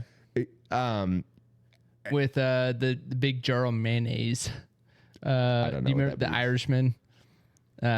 Gosh dang it. Oh, what's his Seamus or Seamus, something? yeah. Seamus. Yeah, I don't know, but like, all I know is this Seth Rollins guy. I'm a new fan, Yeah. and he just reminds me a lot of Shawn Michaels, like a lot. Yep. And so I'm kind of sad I've missed his like early days and didn't like rise up with him. But based on what I've seen over the last couple of months, like this guy has all the makings to be one of the greatest ever. So we talked a little bit about Pat Mahomes and like how he's almost the face of the NFL right now, right? And I think Seth Rollins is definitely stepping into that type of role of knowing like there needs to be more faces, there need to be more advocates for the WWE. That was actually the promo so Paul Heyman is the guy who betrayed CM Punk and Roman Reigns. Yeah. And that was his promo, which is there is now an undisputed #1 wrestler in the company, and his name is Seth Rollins. Exactly. Yeah. So that was part of the story is no, you thought it was CM Punk. You thought it was Roman Reigns. You thought it was John Cena. Yep. No. It's Seth Rollins. And I'm kind of like, I'm bought in. Yeah. Like, because from what I've seen, he's awesome. And that's the thing that like it keeps the WWE going is you have like that star kid that just keeps going and it's good, right? On the mat, on the mic. Oh yeah, his really- promos are awesome. Really gets it going. And so Don't be shocked though. I don't think the YouTube kid's out yet though. YouTube kid. Oh, you know. Logan Paul? Yeah. Yeah. I think he might be He's athletic as hell, man. like in the next 5-10 years. I think you might be surprised seeing him like the face of the WWE. Right now, he's more of like clickbait. He comes in. How old is Logan Paul actually? Like 26 or 7 is what I'm thinking. Yeah, I was thinking I thought he already turned 30, but what I do is know, 30. he's 30. He's 30 Okay. on the But- dot. But Yeah. in Okay. terms of wrestling, that's actually, which I didn't realize this, the fun fact about wrestling is guys like Randy Orton, Yeah. who he's the youngest world heavyweight champion like ever at like 22 or 24, like Yeah. whatever it was. And then Brock Lesnar was like the other one. Oh, I forgot about Brock Lesnar. Yeah. Right. But Yeah, they were like very young pups, like when they got launched into superstardom. The average age, truthfully, for like people to get big, Yeah. and I mean like massively big in Yep. wrestling and win multiple world championships, is late 30s. That's crazy. So to your standpoint with Logan Paul, like the dude's 30. Yep. 5-10 years. Like Cody Rhodes, who's the face of the WWE right now, I'm pretty sure he's like 38, 39. Yep. So it's like, if you're telling me that, yeah, I'm in telling you. 8-9 years, Logan Paul could be the new Cody Rhodes, I fully believe that because he has the athleticism to do it. I got the vision. Yeah. I got the vision, man. Cody Rhodes is 39. 39. Yeah. And so I think Paul's just gonna take off. He already has the on screen like performance down. Yeah. He has the People athleticism. hate him, so he like naturally gets booed. Like as Right. long as they don't like try to make him a good guy for the sake of like, let's do something different. Keep him a bad guy. Right. Like no one liked Triple H when he was a good guy because he was such a good bad guy. Yeah. Hated him as a good guy. Yep. Yeah. Yep. So no, I honestly think we have some pretty good solid lineups for these are great lists. carving some faces into some new granite here in the country. Yeah. You know? I love it. We might just have to scale it down a little bit to get 4 of them. 4 new Mount Rushmores. Yeah. We're gonna have to scale it down. Because to again, about- like I feel bad Stone Cold is not on my list. yeah, I mean- Like I had that thought too. he wasn't on any of our lists, which is No. crazy. Yeah, But- and it's mostly just because I mean he was a picture of the WWE for a little bit, but he kind of didn't do a lot. He cut his own career short because he got mad and took his ball and went home. yeah. Yeah. It was a business move on his part, you know. It was. So, and now he's living a hell of a life as a redneck. Oh, yeah. And I don't use that in a derogatory term at all. No, I am also a redneck. Yeah. Like he was always a Texan, but like he became his character. Yes, And that's kind of cool too. but I think it might have just been him the whole time. Yeah. Hey, just chuck this beer across the stage right now. Yeah. All right. Topic number 2. All right. NFL is in full force right now with Yeah. the upcoming season and trying to get the roster set. We mentioned it before. We haven't been really that. I guess we don't care that much right now in free agency. as I much. won't say I don't care. I think here's a weird scenario I'm going through, and Okay. maybe it's just because I'm getting older and busier and stuff like that. Yep. But even like for fantasy football purposes, like I'm usually very much paying attention to this time of year of coaching changes and player changes and all that because like I'm already thinking ahead to August when I'm doing my fantasy football draft. You pick your- truthfully. And this is kind of the first year where I'm like, I'll figure it out when I get to August. Yes. Like, I really, and I think you finally part of caught that- up to me. Well, no, it's not even that. I think part of it, truthfully, is, and we do like in May, typically after Yeah. they release the NFL schedule, we'll do like a way too early NFL like prediction show. Yeah, But it's like, way too early. There's going to be injuries that happen. There's going to be dramatic, like for example, Aaron Rodgers still not signed. Not that it's actually going to matter. Right. But it's like that's still a domino left to fall. So until I have all the information, it does seem rather silly to try to like overreact to certain things. Yep. However, I will say there are things that are definitely like shifting of a mindset. So, like, for example, we'll just kind of go through some free agency signings. Like, I kind of took the marquee guys. And granted, I don't know as much about defense outside of like really big main defensive players, which is ironically the first one on this list. Oh, here we go.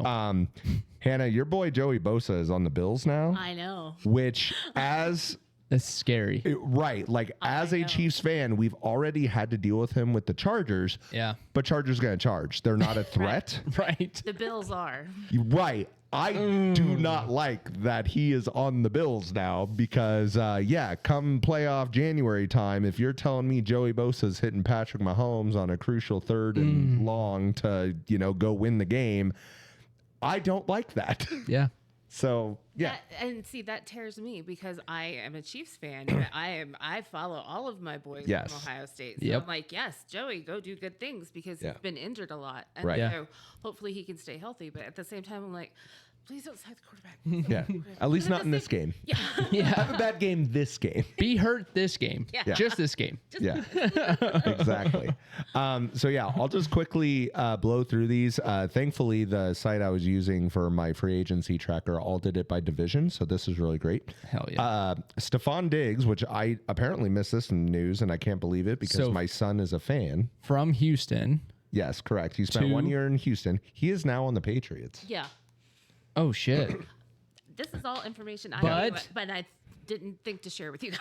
But there's not a threat in New England as at the quarterback position. Well, As of they yet. have a second year guy who they're hoping can be great, which again we'll actually talk Okay, about all right, this a all little right, bit all right. later.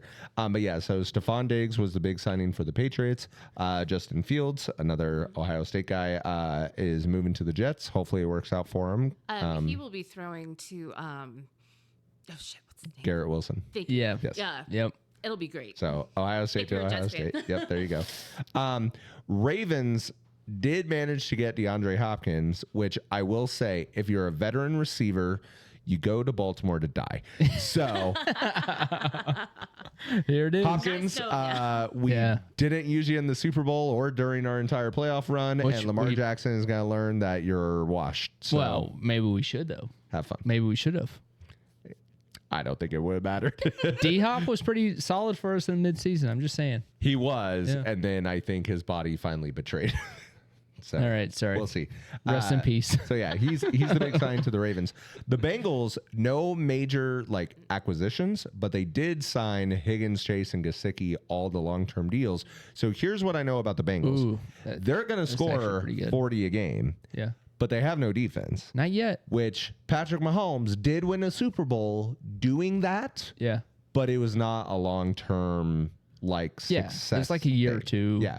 Yeah. They had 1-2 years, and this year the Bengals doing exactly that, scoring 40 a game, didn't even make the playoffs. Yeah. So Yeah. we'll see. I also know that there's, and again, my opinion is always biased, and you know this. Yes. But there are at least 4 Ohio State defensive players who look to be drafted Sure. in this NFL draft. Oh, yeah. And any one of them could go to Cincinnati. Right. And that would not solve all of the problems, but would help. What Yeah. Cincy's hoping to do is follow the Chiefs' blueprint, which why wouldn't you? Because we won, 3 3 out of titles 5. in 4 years. Yep. Yeah. Or whatever.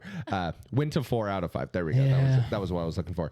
But Yeah. point being is you pay all your superstars, other than Tyreek Hill, you pay all your superstars, and then you build a young defense. And I Yeah. think that is the route the Bengals are trying to go. But the problem is you have to hit. You have Right. to hit in the draft. So if you don't hit, you're screwed. Especially the And you first wasted one. Joe Burrow. So, Especially the first one. Right. You have to hit, when you rebuild like that, you have to hit the very first one. correct. So that you can build a team off Right. of it. Yeah. So we come to our first quarterback issue, which is Joe Flacco and Kenny Pickett are both competing with Deshaun Watson for the starting quarterback of the Cleveland Browns. Browns are a dumpster fire. Ever since Baker left. Yes. Since the 80s, the Browns have been. Well, true. Yeah. fire. But, Let's yeah, be the honest. Browns did Baker dirty, and now he's making him pay, which is kind of funny. Yeah, it's awesome. There was I mean, you know me, a not a small, Baker fan. shining, bright light when Baker was there, and then they did him dirty, Yeah. Yep. and then it went. Black hole. Yeah. Back to the 80s. I would concur. The Browns are currently favored to obviously get Travis Hunter, who's the next available player after Cam Ward, who's, the quarterback to go get, but Tennessee's going to get him. So, yeah, the Browns are going to be a dumpster fire. Sell your Brown stock. The Steelers got DK Metcalf, which on paper sounds awesome because you got Metcalf and George Pickens. But the Steelers also have Arthur Smith as their offensive coordinator, and Arthur Smith doesn't like to throw the ball, even if you're holding a gun to his head. They don't have a quarterback. And they don't have a quarterback, which is why if Shador gets to the Steelers, that could arguably be considered a steal. And here's steal for the Steelers. I didn't even try to do that one. That's just dad and me. Here's where I think that could be successful because I don't know Shador Sanders. He's awesome. I know he's the son of Dion. I got a piece already. But I also have read that, he's not doing well in interviews. He's an entitled, spoiled little brat who, isn't really all that good as a quarterback and stuff like that. However, I think if you put someone who needs molded, which it sounds like he does for maturity issues and even just as a football player, you put him with Mike Tomlin. Mm-hmm. That could be a recipe for success. Now, it could blow up very quickly, like as early as training camp quickly. And Tomlin's like, nope, we were a first round pick. We're going with Joe. Screw Shador, get him off my team as fast as possible. That could 1000% happen. Yeah. Or Tomlin shows that he's one of the top 5 coaches in the league. And he says, I'm going to take this kid. I'm going to rein him in both professionally, like off the field, and then on the field. We're going to run the ball. We're going to play good defense, and I'm not going to put him in a position to hurt himself. Mm-hmm. And so if this happens, I think that will be one of the key storylines to the NFL season. Because, again, Steelers were awesome last year until they didn't have a quarterback. Yeah. So if Tomlin can make Shador a quarterback, Steelers will be a powerhouse for many, many years. But it remains to be seen. The Broncos, so on to the AFC West. Their big one, in my opinion, they got Evan Ingram, who's a really good tight end. So just another weapon for Bo Nix. So good for him. And then the Chiefs, with the greatest signing of all time, Gardner Minshew. Backing up dude, dreams do come true. Look, that's all I'm just going to say is dreams come true.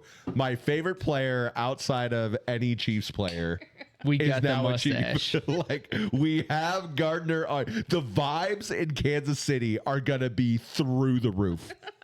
Because here's the deal. Heaven forbid Patrick Mahomes got injured. At least we're going to get entertainment. The show will go on, and that'll be fine. Or because I don't know if you saw this article on ESPN pop up today, Patrick Mahomes says they are ready to unleash the passing attack of old because now they have Rashee Rice, they have Xavier Worthy, they have Hollywood Brown. Healthy. He's ready to score 50. Do we have Rice, though? So, odds are he'll be suspended. We don't know for how many games. Yeah. But we will have him at some point, yes. Okay. So as long as everyone stays healthy, which especially for Hollywood Brown is a big ask. Yep. Here's what I will say is maybe we're the ones who are scoring 40 a game. And because our defense is still awesome, the other team is only sitting at 17. And every fourth quarter, we get Gardner Minshew time. We get Minshew Mania all year long. Like, this could be the greatest Chiefs year of all time. Even if we don't go undefeated, even if we don't win the Super Bowl, heck, we could miss the playoffs, and it could still be the most fun Chiefs season ever because we're scoring 40 like we used to, and Minshew's coming in to do cleanup duty. Can I just request one thing of Minshew? Because I know he listens to the podcast regularly. Dude, Minshew listens to obscure Midwest podcasts. Yeah, he's going to now that he's a Kansas City Chief. Right. So when you share this, be sure and tag him in it. Yeah, we'll share Minshew right here. All I want is in that fourth quarter when you score 3 touchdowns, throwing it to Hollywood, throwing it to the Gray, throwing it to whoever. Right.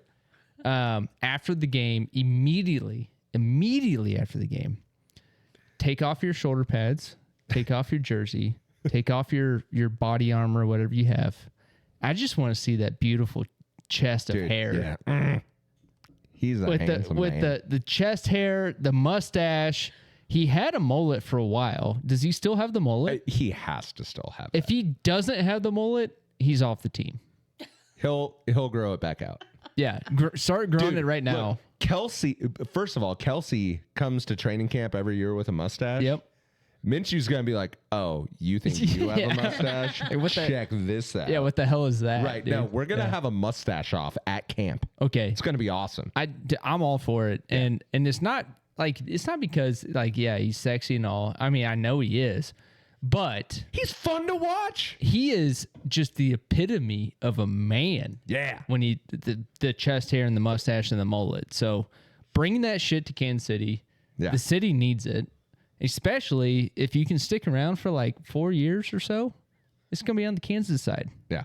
So we need that in Kansas. And look, Chad Henne lives in infamy. 100%. Matt Moore lives in infamy. Yep. Carson Wentz choked to the Broncos. There's Yeah. a reason he's not on our team anymore. Minshew, you could become a Chiefs hero. You may never be a starting quarterback in this league ever again. You've burned that bridge. Yeah. But you could become a Chiefs legend with a sweet, because we know at some point Patrick Mahomes is going to get his ankle rolled.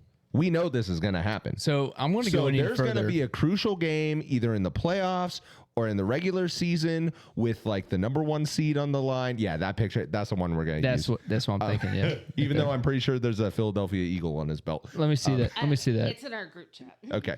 But I'm going zoom in Yeah. on the camera right there. That's my boy right there. That's my boy. That's a man. but point being is, dude, backup quarterbacks in Kansas City get a lot of love. Yeah. And I think we have found our backup quarterback of the future. Yeah, I thought Wentz was going to be a good replacement for Henne, and I thought so too. I and was it kind of just- disappointed. yeah, it just didn't happen. Yeah. Now, I want to say it, and I don't wish it to happen, but every good quarterback has torn their ACL. I'm going to say it. Okay. I mean, Pat dislocated his knee, so we got close enough. It's close, but it's not it yet. I think it's going to happen at some point in his career. Okay. I don't wish it to happen ever, As long as it's not an Achilles. but I think it's going to happen. And maybe with all the stuff that he's doing now, maybe that's not the thing. Yeah, I'm knocking on everything here. Cliff Fox with the playoff mustaches, absolutely. But I'm just saying, I think it's going to happen if we had somebody like Minshew that could come in with all of his manliness and just win the game like Chad Henne did. Yeah. Now, the second best option ever. I hate to correct you, but it's Henny, not Henning. That's what I'm saying. You, Henny, he's saying Henning thing is possible. Oh, okay. I'm Sorry. sorry. That's why. Okay. He's been drinking. I'm sorry. I've been drinking. The best thing ever for me as a Chiefs fan would be Baker somehow loses his spot as a starting quarterback in Tampa. He comes to Kansas City. He is the best Yeah, backup that won't happen. that would ever happen into the history of the NFL. If that were to happen, because first of all, Baker's not backing up Patrick Mahomes. There's too much animosity. No. This would be like in 3 or 4 years when Baker has lost his starting position, just wants to stay back in the NFL, and he's like, dude, I'm going to go ride the coattails. I don't think Baker will. I think he could do it. I think he could. Anyways, obviously Baker, spending you're a lot of time obviously on Minshew listening to because this we too. love Minshew. Yeah, and Baker, you're listening, so just come to the Kansas Chiefs City did retirement resign. plan. Chiefs did resign Hunt, Hollywood, Juju, signed Nick Bolton to a long-term deal. Trey Smith is on the franchise tag, and Charles Menahue. So, like, we got key pieces back, which is great. Huge. We did also sign Elijah, or as I call him, Elijah Missile, who great player for the Niners. His problem is he can never stay healthy. So if he's healthy, he's great, and he'll be a very like Jerick McKinnon style player for us to tag alongside Pacheco and Hunt. Well, We have enough quarterbacks or running backs, so No, so you're right, and He'll be healthy. We'll touch on that in a second. Well, no, my point is like he literally will like step wrong and then be out for 6 weeks. Okay, like never he's mind. one of those players. Yeah, Turned up too much last night at the Taylor Swift concert. right. But I think that trio of running backs could do well. Now, granted, I do think someone like Pacheco is very similar to like a Derrick Henry, where like the more you use Pacheco, the better he gets throughout the game. So I don't love a rotation, but whatever. Raiders got Geno Smith, also Raheem Mostert, who is very old but also very fast. He led the league in touchdowns 2 years ago.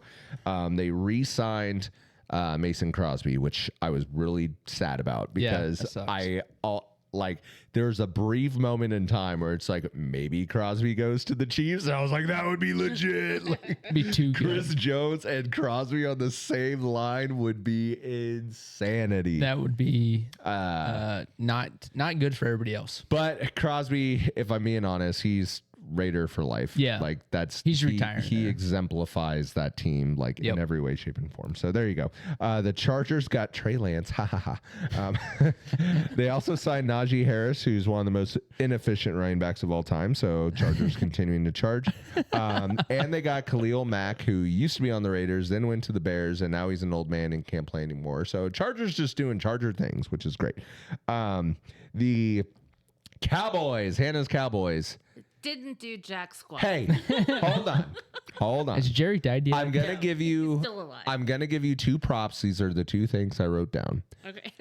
You got Joe Milton from the Patriots, who in his one game last year did look great. Now, one game doesn't mean anything because we've seen that for thousands of backups in the league, right? You go out, you blow up, some team pays you a bunch of money, and then you do nothing. Right. You're talking about However, the quarterback? yeah, Yeah. Joe Milton. The one from the AAF. Yes, correct. Yeah. That- Yes, Yeah, that yeah. guy. Yep. So if Dak a good gets player. injured, which he has a tendency to do, I think you now have a serviceable backup. Like, can he win you a Super Bowl? Probably not. But can he win you a game or two? Absolutely. Like, can he be your anything as possible? I do believe that. So there you go. Like, Hot take. All right. I don't even like you guys throwing it out there that Patrick might get hurt. We can't even breathe a fact that Dak could get Okay. hurt again. Hot take. Dak goes down, maybe loses his spot to Milton. I think this is a great move for Dallas. I could also see the Cowboys just drafting Shador Sanders. I could too. I was really hoping that was going to be a part of this conversation. We have 10 picks. Anything is possible. Anything. I'm not putting it past the Cowboys to. I'm not. To grab I Shador. put nothing past your. But here's the I would real love one that that. I do want to tell you is Javonte Williams, who you got from the Broncos. Before his knee injury, he was like set up to be like the next big thing at running back. He came back from injury, did not look all that great. Buried my fantasy team, and then even last year, he looked fine in spots, but not like elite. However, I did some research on this injury. It usually takes about 2 years before you get your legs under you. All right. So it's possible. I'm not saying it's a guarantee, but it's possible this guy becomes your new like Zeke. Zeke. Yeah. It's Okay. entirely possible because you lost Rico Dowdle, who, like, while he was fine, like, not great. Obviously, Zeke is not what he was. Just happy to get paid. You need a running back. You're not going to get the Gentry kid from Boise State. Yep. Ashton Janty or whatever. Genty, yeah, whatever. where's he I don't going? watch college football. Well, don't know, we'll but talk I don't. about that. Oh, okay. I don't But know. point being is this guy could become a superstar for you. I wouldn't hold my breath because he hasn't shown that he's gotten that step back. But if it happens, you heard here first. So there you go. ITM. Yeah. Giants got Russell Wilson and Jameis Winston, which I will say this. At I least it'll don't. be entertaining. Right. The Giants are going to be a dumpster fire. Here's what I will say, and this is strictly fantasy football purposes. Buy Malik Neighbors as early as you can. What is Yeah. my draft pick this year? And here's why. I'm not really sure. I mean, you don't want to pass on like Justin Jefferson or Jamar Chase. Like, I get Yeah. that. Yeah. But like Malik Neighbors needs to be a first round pick. Yes. Possibly in the top 6 or 7. And the reason why is because either you get the Russell Wilson moonball, Yep. which is what he does, or you get Jameis going, Neighbors down there somewhere. Malik Neighbors is going to put up 1,600 yards and 15 touchdowns. Like, buy Malik Neighbors. The Giants will lose every game, but buy Malik Neighbors. For fantasy. Garbage time, perfect. Yes. Malik Down 3 Neighbors is going to touchdowns. be elite for fantasy football this year. I'm telling you right now, buy Malik Neighbors. 100 yards with 16 points down. The Eagles extended Saquon for 2 years because, duh. Yeah. No Why shit. would you not? The Washington Commanders got Deebo Samuel, which excellent Swiss Army knife for them. Uh-huh. Like Oh, man. they were already riding hot. Terry McLaurin looking awesome. Uh-huh. Dynamite Brown looks like a good second receiver, but now you're telling me you're gonna have Deebo taking, jet sweeps and snaps out of the backfield and like, watch out for Washington. I don't like that. Yeah. I mean, I mean, they're in it's the great NFC, for so it them. doesn't matter. I know, but I'm in the NFC, so I'm not. Well, he's a Cowboy fan too, but yeah. Yeah, like no. Watch out for Washington. And granted, Debo has also lost a step. He has his own injury history, but like Right. just to have the threat that's great. dude, that's a huge So tool. yeah, good for Commanders. They were just right there last Yeah. year. So The Bears, their big thing, they got Joe Tooney from the Chiefs. Yep. So they're shoring up their offensive line for Caleb Williams, so he actually has time to throw. Chance. Which we'll see. yeah, I mean, who knows? Which is Keenan Allen still a free agent? Because wasn't he only signed to a 1-year deal? I don't know. Oh, I don't know. I don't know that. Maybe check that for me. Vikings re-signed Aaron Jones, which is good for them, but they also got Jordan Mason, who was awesome for the Niners this year, Yep. off and on. Yep. Fantasy football wise, he was like a fantasy hero for weeks on end. Yes, he's a free agent. Okay, Still. Yeah. Okay. there are a lot of teams that could use Keenan Allen. Yeah. Panthers got Dowdle, as I mentioned, after Brooks tore his ACL again. They still do also have Hubbard, but Panthers are going to once again be fighting the Giants for the worst team in the league, Yes. which is great. The Saints bring back Brandon Cooks, formerly of Dallas, after all these years. The last time he was with the Saints, Drew Brees was the quarterback. Ooh. So, needless to say, times have changed and whatever, but the Saints are also someone who could go after Shador because Yeah. They Derek need Carr, to. Derek Carr currently has a shoulder injury and it's not healing well. They still have Tatum, right? But Oh, Taysom Hill. Taysom, sorry. Yes. However, if you haven't used him as a quarterback yet, why would Right. you start now? Right. Type of a thing. Like, why is he still on the team? I mean, they type of have Chris moment. Olave, Ohio State, but granted, he's having all of his concussion issues. They have Rashid Shaheed. I think that is Rashid Shaheed. I don't remember. But anyways, Cooks is just a good veteran presence for him. Yep. But Saints will be bad again, which I was happy I called last year. The Bucks re-signed Chris Godwin to a big deal, which is awesome for Baker. That's huge. And they did also get Hassan Reddick from the Jets, who he had kind of a weird year, but he's one of the he's like with best the Jets. defensive players in the league. Yeah. So the Bucks couldn't stop anybody, and Here now we go. Hassan Reddick will help with that. So look out for Baker's Bucks. Let's go, That's all I'm Bake. saying. Cardinals locked not up too Trey good. McBride, and they are now backing up Kyler with Jacoby Brissett. Look out for the Cards to maybe draft a quarterback late, because this Kyler experiment, they got like one more year left before they're like, Yeah. all right, we're done. Yeah. So there you go. Unfortunately. The Rams signed Devontae Adams after letting go of Cooper Kupp. Tomato. This goes to your little Patriots thing. The Niners, I did not know this, but I like this in a weird way. The Niners went and signed Mac Jones, who, if you remember, Yeah. was number 10 overall pick for the New England Patriots. Had a great rookie year, Yep. just being a smart quarterback. And then the Patriots had no weapons, and he fell apart, and they went and backed up Trevor Lawrence. And then when Trevor Yep. Lawrence got hurt, because Jacksonville has no weapons, Yep. did nothing. Oh no. You put Mac Jones with who's again a first round talent with Kyle Shanahan.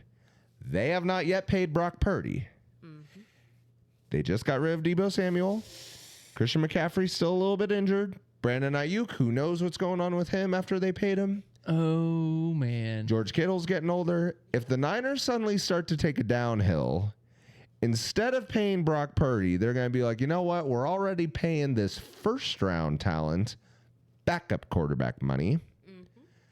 Brock, we're going to either trade you or ship you off somewhere, and Mac Jones might be the starting quarterback for the Niners at some point this year or next year, and don't be surprised if you see a resurgence. Now, I am not a Mac Jones believer. I think he's Joe Flacco in the pocket. But if you're telling me Kyle Shanahan's your coach, Yeah. he can make it work with anybody. Clearly, Brock Purdy, Brock Jimmy goes- Garoppolo. Yeah. Like, I'm trying to even remember some of the other names that like nobody remembers because why were they any good? Right. Oh wait, because Kyle Shanahan was their coach. Just be on the lookout for Mac Jones. Brock Purdy's going to Seattle after this. Even though the Seattle just paid for Sam Darnold. Yeah, Sam Darnold. They replaced DK Metcalf with Cooper Kupp and MVS, formerly of the Chiefs, obviously. And they stole DeMarcus Lawrence from Hannah's Cowboys, which that's a big loss. That hurts. That is Which, to be fair, That's DeMarcus a Lawrence gut. was on our practice squad at one point, so we F that up. So, Yeah. yeah. No, it's There a you gut go. punch. So That hurts. Obviously, that was a lot of free agent talk, but like that was kind of team by team breakdown. So the big things is, again, I won't go position by position. We'll just simply focus on the quarterbacks. Titans need one. They're going to get Cam Yep. Ward. And then Steelers and Browns are the quarterbacks or teams that need quarterbacks right now. Yeah. The Saints, depending on Derek Carr, might be in that market as well. But I also think next year you're going to see a bunch of teams that have either given up on like their former first round picks. So your Bryce Youngs, your Justin Fields, you know, whatever. Like, heck, even if JJ McCarthy for the Vikings, like they had Sam Darnold, they did really good. They moved on from Sam because they drafted JJ McCarthy. If he sucks this year, see ya, JJ. Yep. Like next year, there might be a bunch of quarterback needy teams, whereas this year, ironically, there's not a lot. So, in my opinion, yeah, Cam Ward to the Titans. I'd like to see Shador go to the Steelers just for storyline's sake.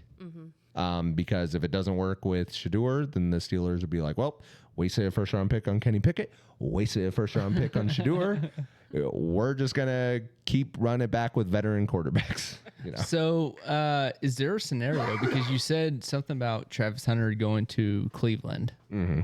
Is there a scenario where they get both Shadir and Hunter? Second round, absolutely, they could, So if Shadir drops the second round, which is very possible. with how he's tanking his interviews and everything else right Yes. now, It is entirely possible, yes. Which would be interesting. That would be very interesting. is this a play right now? It could be. It could be. The other thing that I have noticed is also interesting. Again, not because I'm simply an Ohio State fan, but Will Right. Howard, shut up. Will Howard has also been doing well in his interviews. Oh, and good. Things like that. Like In my opinion, he's a backup. he But is not a first round pick, second round pick at all. But with the way that the market looks, Yeah. for lack of a better word, He kind of seems like a Steeler, though. good. yeah. You know what I mean? Like, He's late first of all, round. He's from Pennsylvania. so- I mean, honestly, he could be a Brock Purdy type player Right. where he's drafted late, injuries happen, and he ends up performing well Yeah. if he's with the right coach and the right offensive Right. like weapons. And Yeah. it absolutely could happen.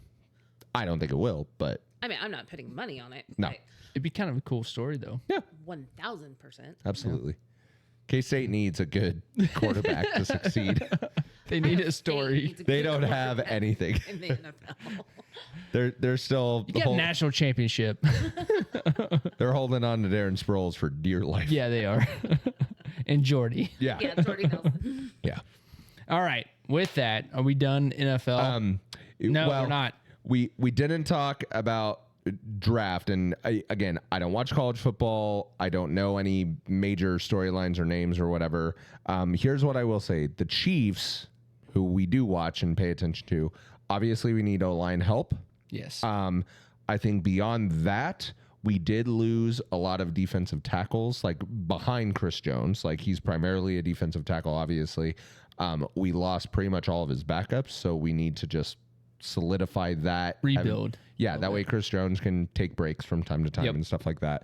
And then we did lose Justin Reed at safety. I like the safeties we have behind him to replace him. Yes, I do. But I'm also okay if we draft a good rookie like the kid from Georgia to build up over the course of the next year or two to replace that.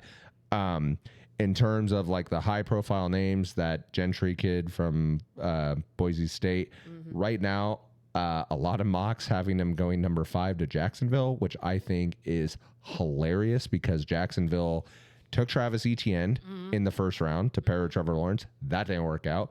Took Tank Bigsby, who was supposed to be awesome. That didn't work out. So it's like, you're telling me that now this guy's going to solve all your problems and fix Trevor Lawrence? No, I don't think so. So I hope that doesn't happen. I also hope this doesn't happen, but I think it very well could, because the Raiders, as they proved last year, will take best player available. They did it with Brock Bowers. He was the best player available. Brock Bowers looks like the next great, like, Tony Gonzalez, Travis Kelce, Gronk, whatever. Yeah, he's a damn good tight end. They have Geno Smith, right? They need wide receiver help. But if Gentry's sitting there and you're telling me you can have Geno, Brock Bowers, and Gentry as like your cornerstone offensive pieces, That's dangerous. oh, I would not like that as a Chiefs fan if he went to the Raiders. But don't be shocked if he ends up on the Raiders. Beyond that, yeah, I could see Dallas making a move for him. I could see a bunch of teams trading up to go get him. As far as the Chiefs go, again, I don't think we need running backs, but people are saying that if Amarion Hampton from North Carolina falls all the way to us, we could take him because he would be a true, like, 5-star first round style talent, because obviously we screwed up not taking Jonathan Taylor and instead took Clyde Edwards-Helaire, who, granted, he had his own other issues on top of the fact that he was just a little itty-bitty baby boy. However, a badass little itty bitty baby boy. right. Here's what I will say, though, is pretty much everybody has us taking an offensive tackle unless they're all gone, and then we're either going to take the best available defensive tackle or best available defensive end. The person that I see mocked to us the most consistently across the board is Josh Simmons from the Ohio State University. So, Hannah, I will just say this. If we take your boy, Josh Simmons, from the Ohio State University, who is currently nursing, like, I think it was a knee injury or something like that. And so they're even saying it may not even be a this year thing. Yeah. But they're saying he could potentially be the steal of the draft and be a long-term tackle for Patrick Mahomes for years to come. And by God, I hope you're right, Hannah. So if we get your boy, I will celebrate with you. But if he becomes the next Juwan Taylor, I'm going to be pissed. We don't need another Taylor on our team. So there you go. I will say this. Other guys, Tyler Booker from Bama, Josh Connerly from Oregon, which is why I'm sad Derek's not here, because he'd be like, oh, yeah, I'd rather have Connerly over Simmons, and then we just run that whole thing back. But so, yeah, people are basically just mocking, we're getting an offensive lineman unless there's none left, and then we'll go defense just to continue giving Spags weapons. I was looking at the mock draft for Dallas, and surprisingly, they have 2 Ohio State players that they should potentially think about, one on offense and one on defense. And so I'm very excited about that. Denzel Burke is a cornerback, and he was one of our quiet weapons during There you the run go. on the national championship. And then Travion Henderson is the fifth highest, most running back yards, something. He's like Right. 5 from the top at Ohio State. So, Damn. yeah. I mean, he's up there. So, There you go. and of course we need like everything. So wide receiver, running back, offensive tackle, defensive end, cornerback, defensive tackle, and linebacker. Okay. We'll see what happens. So there we go. In terms of star power for the Chiefs, we're not going to get it because we're drafting don't. a lineman. And But we haven't needed that's what we it. need. Right. We haven't This- needed it. Yeah. We got it, and honestly, even if like Travis Kelce finally falls off a cliff, Yeah. Noah Gray's been awesome. Dude, yes. He's been legit. Yep. Please, like, we're good. We Yeah. don't need the splashy guy. No. Give us offensive linemen. Give us defensive linemen. Let's win in the trenches and let's win some more Super Bowls. Especially with Andy Reid, baby. Hell yeah. Make it All happen. right. With that, topic number 2. Topic number 3, actually. Sorry, did I say 2? You did say 2. Well, no, you're good. 3. I just like messing with Ding. you. All right. Okay. All right. Here we are. No, so we'll do this fast because, again, I don't watch. I was shocked when I went to the Thunder game for the boys trip. Yeah. How many names I did not know. dude, but they're all I used young. To, like and I they're used good. to know NBA, like NFL fantasy football. Like I knew everyone on every team without question. Yeah. I don't know anybody anymore. Because they're all young and really good. Yeah. Like, dude, all right. Thunder's going to win it. I'm going to say it right here. Mm-hmm. We're going to go this with our picks. We don't have Derek here to And say I'm not his even going picks. to list the games. I'm just going to tell you who I think wins the series and why, and that's it. Yeah. Series and why. Yeah, like Okay. I'm not even saying like in 5 games, 6 games, or like anything Okay, like that. all right, like all right. I'm just simply gonna tell you. So like, Frankly, I don't remember what I picked, but well, true. I finally I had to edit all of mine and finally see game by game. There you But go. So here's the Here we deal: are. the Thunder and the Grizzly. I know John Morant. I know the name. I don't actually know the player. I've never Yep. watched him. I know he's one of those superstars who's good for one game. yeah. But otherwise, the Thunder, and I think this is going to be the point we're going to make throughout the entire playoffs. Not only do they have arguably the MVP of the league, I call him Shy, even though his name is Shea because it's spelled Shai. You're right. So it's Shy. Yep. Say your name right. But we have Shy, MVP of the league, so he's good for his games by himself. Yep. But they also have the best team. Yeah. The best team, Locker room. defensively, offensively, like small town markets, so they don't have to deal with like all the celebrity and like Yeah. all that. Like the Thunder has the best player, the best team, the best culture, the best fans. Like, yeah, And they got Thunder's Chet. winning this whole thing, They got I Chet, got dude. Chet Yeah. freaking home. right? Right. They got Chet. But so yeah, I think I had the Grizzlies winning one game because Ja will take over a game. But beyond Yep. that, yeah, the Thunder all day, which I think we all had. Thunder. Yeah. Okay.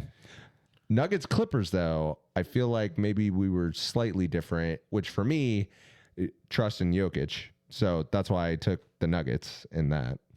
Christian Brown is why I took the Nuggets. I just took Nugs because they're going to beat the Clippers. So, Paul George shrinks in the playoffs. Kawhi Leonard doesn't give a crap about basketball. yep. Yeah. Give me the Nugs. Lakers Timberwolves. This one I actually struggled with after last year. Thank God I took the Lakers because it looks like the Timberwolves might get blown out here. After that first game, I wasn't sure because the way the Lakers lost, and I was like, Yep. "Did I seriously make a huge mistake in this?" Yeah. Because I was like, "If they're Lakers have no defense, I know, but but if they they're got gonna, LeBron and Luca. If So they're gonna pull this crap that I'm not rooting for, right. You know? Yeah, Yep. yeah, yeah. I did end up picking the Lakers. Yeah. Yeah. I got Lakers in 6 just because of the no defense. Yeah. So, And for me, that's actually the story of the playoffs and why I even have the Lakers getting as far as they do is because I firmly believe this Timberwolves team will be their toughest, like Yeah. people that they face until they run into the Thunder. yep. But the thing is like, again, Luca by himself carried the Mavs to the finals last year. Like, I mean, yes, there was Kyrie Irving, but he really, honestly, the big story was Yeah. he did nothing in the playoffs. Right. So Luca is now teamed with LeBron, who even though he's an old man, can still carry a Still team to ball the out, finals. So, and I hate LeBron, but like Luca and LeBron, gotta see they it. get all the calls, they Yep. do all the flops, they make all the shots. They play well, the best basketball. Yeah. I'm going to say that. Where LeBron will lose you a game because he can't hit the critical shot at the end, Luca can. Yep. So there you go. And they're finally being teammates too, passing the ball back and Yeah, forth. and And they're gelling. They're Yep. picking the right time to gel. Right. Yep. Correct. Rockets, Warriors. I took the Warriors, one, because the Rockets are a young team, so you don't have the playoff experience. Yep. And the Warriors not only have Steph Curry and Draymond Green, who's a menace, even though they're both older, but playoff Jimmy Butler is a thing. And playoff Jimmy will be playoff Jimmy. He won't win you a title, Right. but he'll be playoff Jimmy. Yeah, and he is happening right now. So Yeah. So Yeah. I took the Warriors. I did Well- pick the Warriors. I'm not a Steph Curry fan. What? I have not been since he played college at Davidson. Oh. So, And knocked off KU. Yep. I know why you're not a Steph Yep. Curry fan. as I say, you all should know. One of the greatest upsets in NCAA history. It was beautiful. Yeah, no. And so anyway, and I'm really not a big Draymond Green fan anyway either. So, but Jimmy Butler, like I have the Warriors. So Yeah. Warriors because of Steph, to be honest. Yep. There you go. In 7 though, I did put 7 because I think it's going to come down to the final game. I will say I do recognize that Steph is a fantastic basketball player. Yeah. Like, I'm not one of those Change the who, game. Like Yeah. Arguably ruin the game with yeah. with how good he got at Yeah. long range. Yeah. Yeah. Yeah. Because now And- everybody does it. yeah. Yeah, you're right. You're right. Especially like when it gets trickle down to like Yeah. middle school basketball. Yeah. Yeah. That's what I mean. Oh. Everyone wants to be They're Steph Curry. currently losing though against Houston. So that's Well, again, Well, supposed to go 7 games. I think 7 I had games. 7 games too, if I remember correctly. We'll flop over to the East. We had Cavs Heat.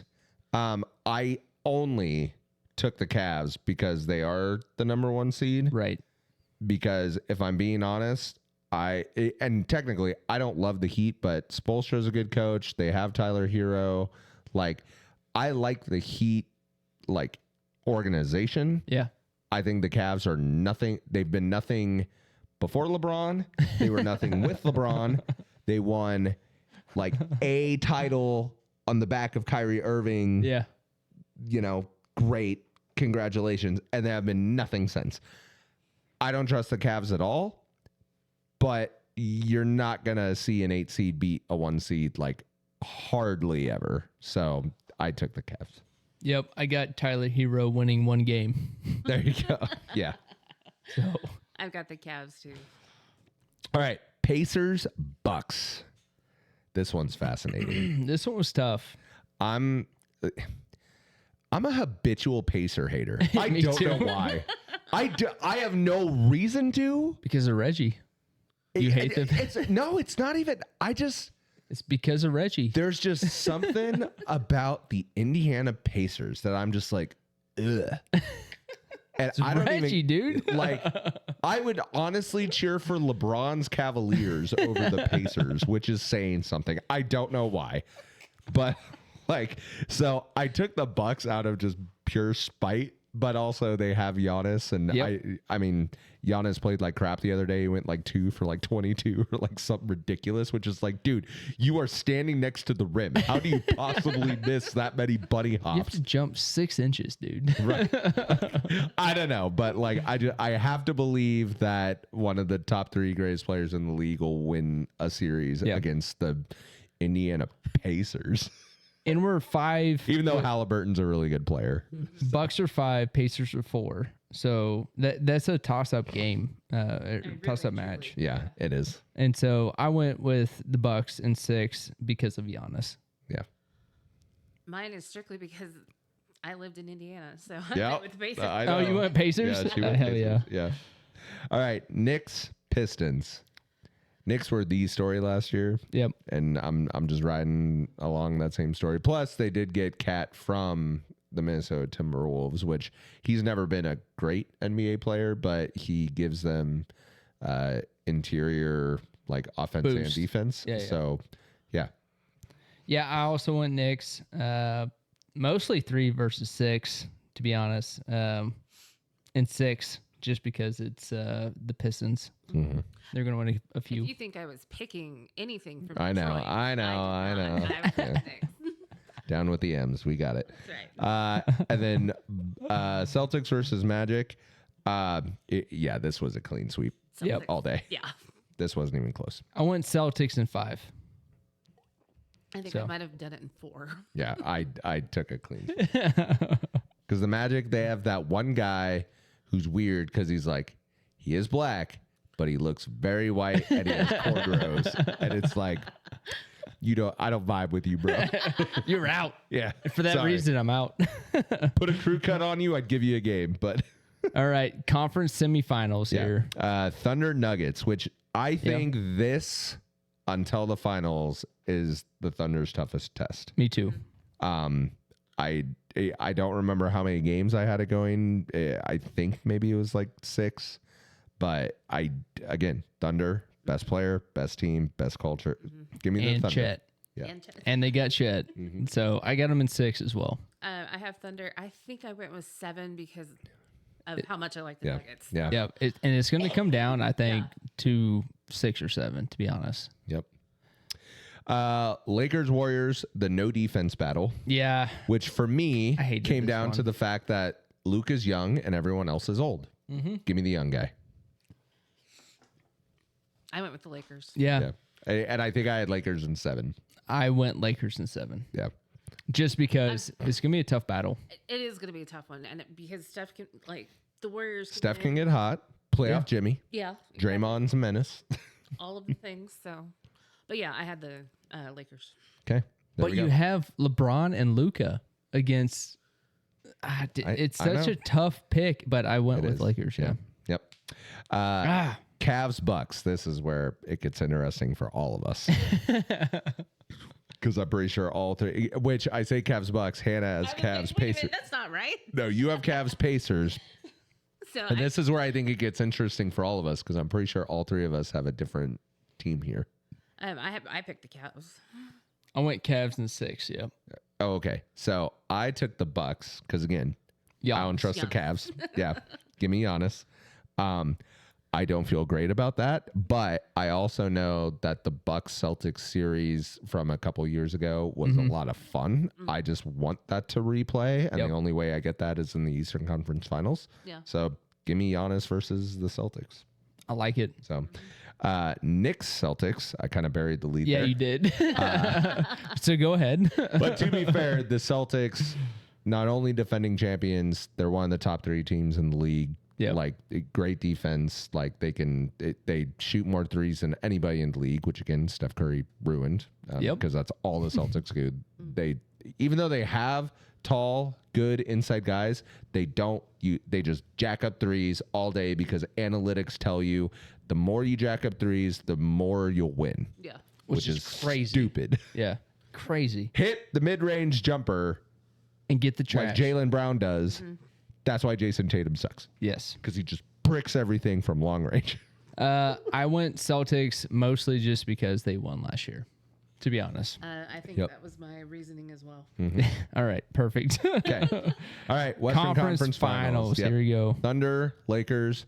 Lakers have no defense. Thunder's going to wipe the floor with them. Yeah, because they have Chet. I'm pretty sure I had 6 games, and I only had 6 games because LeBron will win 1 and Luka will win 1. Yep. That's it. It has nothing to do with it actually being competitive. Yep. It is LeBron will win 1 and Luka will win 1. And to be honest, I struggle with this one too. I did also go Thunder in 6, but I struggled with it thinking like this might be LeBron's final season. Yeah. Even though it hasn't been I think next year. I think LeBron will do this is my final farewell season. I want everyone to know it so everyone can tell me how great I am at every city I visit. But I see, think next year will be the final one. The reason I argue that though is because Wade already did that.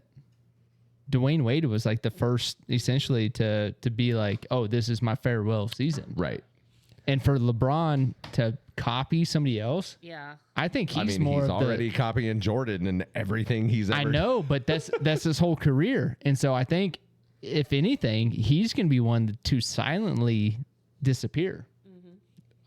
I think that's literally an impossibility. I think it is. And so for me, I hope you're right. I want LeBron off my TV as fast as possible.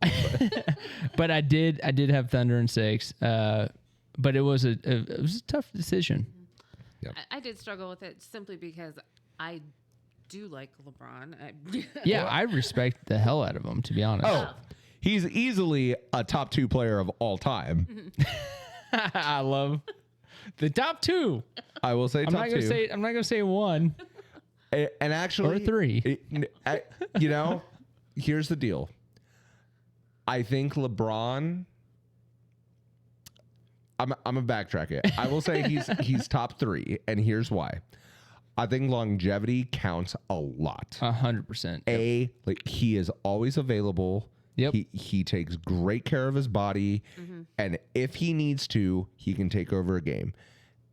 That doesn't always mean he can win you the game because he's proven in clutch time he's not all that great and can make bad decisions, whatever. Yeah. But in terms of longevity, which is why he has the scoring, like all-time scoring record and all that sort of stuff. Yep. Yes, like that cannot be understated. I just think in terms of overall basketball,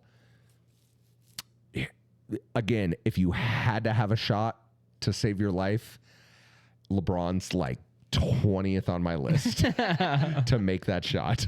Whereas Kobe and Michael, they're up there. They're in the top 3. And I mean, arguably Steph too. That's what I mean. Yeah. Is Steph is not even touching LeBron on the overall hierarchy of basketball lore. But yeah, Steph's above LeBron in the gun to my head. Who's got to make the shot? Steph or LeBron? It's Steph 100 out of 100. Yeah, absolutely. So moving on to the Eastern Conference Finals. Eastern. Which I have Celtics Bucks. You guys have Celtics Cavs. Cavs, yep. Correct. Okay. For some reason, I was thinking Hannah went with the Pacers really far, but Oh, no. okay. But no, now I'm remembering this. I have the Celtics because again, I just think the East is a weak conference. Okay. And the best team's gonna win, which is the Celtics, because they play defense and they jack up threes. I like it. I actually picked the Cavs. And I I'm not know you sure did. why. Oh, no reason. No reason. Pick the Cavs. I just picked the Cavs. So we'll see what happens. I went Celtics again, mostly because I don't think the Cavs can make it to the next round, and Celtics won. So here you go. There you go. And then the finals, we have Thunder Celtics, Thunder Cavs. Unanimously, we'll all just say who we have winning the whole thing. Chet. The Thunder. We have Chet winning. I can't remember if I did 6 or 7 games. Because I do think the one thing that will potentially bite the Thunder is just the inexperience. They are facing the defending champs. Been there, done that. Monkey off their back, especially after years of the Celtics being the best team and not being able to get over the hump type of a thing. Like, I think the championship experience will help them. I just think, again, the Thunder, best player, best team, yada, yada, yada. Like, the cream will rise to the top. It's just a matter of how fast. Yeah. Is it in 6 games or is it in 7 games? I went 7 with the Thunder, but I think that's where literally like we differed on our schedule with a couple teams, but Yeah. I think the games are good. It's what's going to matter on this one. Oh, yeah. And that's why this competition's fun every year, is because I feel like even without knowing anything about basketball, we all still have enough of a like, it's probably going to go this way. Yeah. And then it does come down to the games, and the points really do matter. And it's better than college pick 'em brackets because in college, everybody can win. Yeah. Every week. Yeah. Single game elimination. This one is in best in 7. It's pretty damn well regulated. So I wish, truthfully, the NBA would move to a 3-5-7-7 system. that'd be cool. That would be Is delightful. first round's 3 games, Yep. because look, if you're a 1 seed versus an 8 seed, you should win back-to-back games easy. Yep. If you're the 4 or 5, like, let it go 3 games, best of 3. And then next series, you do 5 games because it's like, all right, competition's a little tighter. Yep. Maybe you play poorly a night or 2. Yeah, but get rid of the 7. right. Yeah. The 7 games is ridiculous. It just Now, extends the season way too long. Eastern and Western Conference Finals, absolutely. Like, make those 7 games. They're familiar teams. Yep. Like, that's great. And then the finals, of course, 7 games. Yep. Sure. All right, this was a very sports heavy. It was. Very sports heavy. I did get breaking news. Uh-oh. Titans are signing wide receiver Tyler Lockett to a 1-year deal. Really? For Wait, he got released by Seattle? I didn't know he got Well, released. yeah, they get rid of Geno, get rid of your receivers. Okay, this Who are they prepping Who for? is Sam Darnold throwing the ball to, other than Cooper Kupp? Who are they the prepping for? Seahawks released Lockett on March 5th. Okay. Okay, missed that news. Okay. And blah, blah, blah, all of this and that. He took a backseat to Jackson Smith and Jigba. So that's who, I guess, yeah, I forgot. JSN and Cooper Kupp's a good tandem. yeah. And that'll be good for Sam Darnold. Yeah. So anyway, but he, They're prepping for somebody in the draft, though. yeah, Lockett is Yeah, getting they a need a 1-year, third $4 million receiver. deal worth up to $6 million. And that's for Adam Schefter. I mean, hey, good for the Titans. Yeah, good for K-State. That's another guy. Because was it Calvin Ridley who they also signed? Wasn't he their big free agent Yeah. signing? Yeah. So yeah, Ridley and Lockett for a rookie quarterback. Okay. They also signed, the Titans also signed Van Jefferson in March. He's a good third receiver. Yeah. Yeah. So they've shored up their. Okay. And they got Tony Pollard, who was great last year. Okay. All right, Tennessee. I mean, I still don't think they're going to hold a candle to the Texans, but, Or the Chiefs, for any matter. well, I just even mean for the division. Right. I mean, yeah, I think that's still the Texans' division to dominate. Yeah. But they could get second. They could beat out the Colts and the Jags. Sure. Here we go. And Jimmy Butler exits the Warriors Rockets game with a pelvis contusion. Yes. Damn it. Playoff Jimmy, no. I'm sorry. I happened to get headlines and I scrolled down. So. It'll be all right. I wonder if my brother's doing his stupid bets again this year. Double. No team has ever come back from 3. Double again. All right. Hannah, do you have anything else? No, I'm good. Mark? I'm solid. I don't either. So, all right. Well, thank you guys for listening to season 8, episode 9 of the In the Middle podcast. Be sure to subscribe over on Twitch, support us on Patreon, and join that Discord community. If you want to check out all of our other socials and links, use the ITM Kansas handle. Don't forget to swing over by our merch store. We got some awesome shirts, some hats, some mugs, and I think more than that. Oh, we got more. So use that by using the link in the description, whatever the hell that is. It's here every week. So we'll talk to you soon. Mark, Sight? Hannah, Boys. That was low energy. do you have anything else? No, we'll talk at you soon. Bye. Bye. Talk to you soon. NFL draft. Yes. Get some O linemen. Please. I mean, we need some O linemen. Get somebody. Now I just want a glass shatter and Stone Cold kicks our door. Yes. All right, bye. See you. We need some more Creed Humphreys in our life. That's what We we need. need. If I could just have 5 Creed Humphreys on my offensive line, Dude, I'd have 5 New Jerseys. That's what I would have.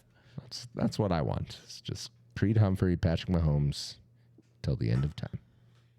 All right. So next week's topic, I kind of previewed it before with the whole finger crossing thing. I got a topic that I want you guys to Best think about. handshakes of all time. Almost. It's almost like that, but I want it to be the first time. Like, imagine yourself in the room the first time X happened in history. Okay. Like Okay. the first time a high five happened. Yes. Okay. And like go along Why did that. you slap hands? Right. What the fuck was that? Did you just hit that guy? Yeah. Okay. And drum up a couple scenarios, maybe like 2 or 3. And like the first time this happened, you witnessed it and you're like, oh shit, that's life changing. Like that's history changing. Okay. You know what's really terrible about that is I feel like that's exactly for all species how sex works. Yeah, exactly. Like, wait, what if I put my thing? yeah. What the fuck was that? I liked it. Did you? I think you did. I think I just peed.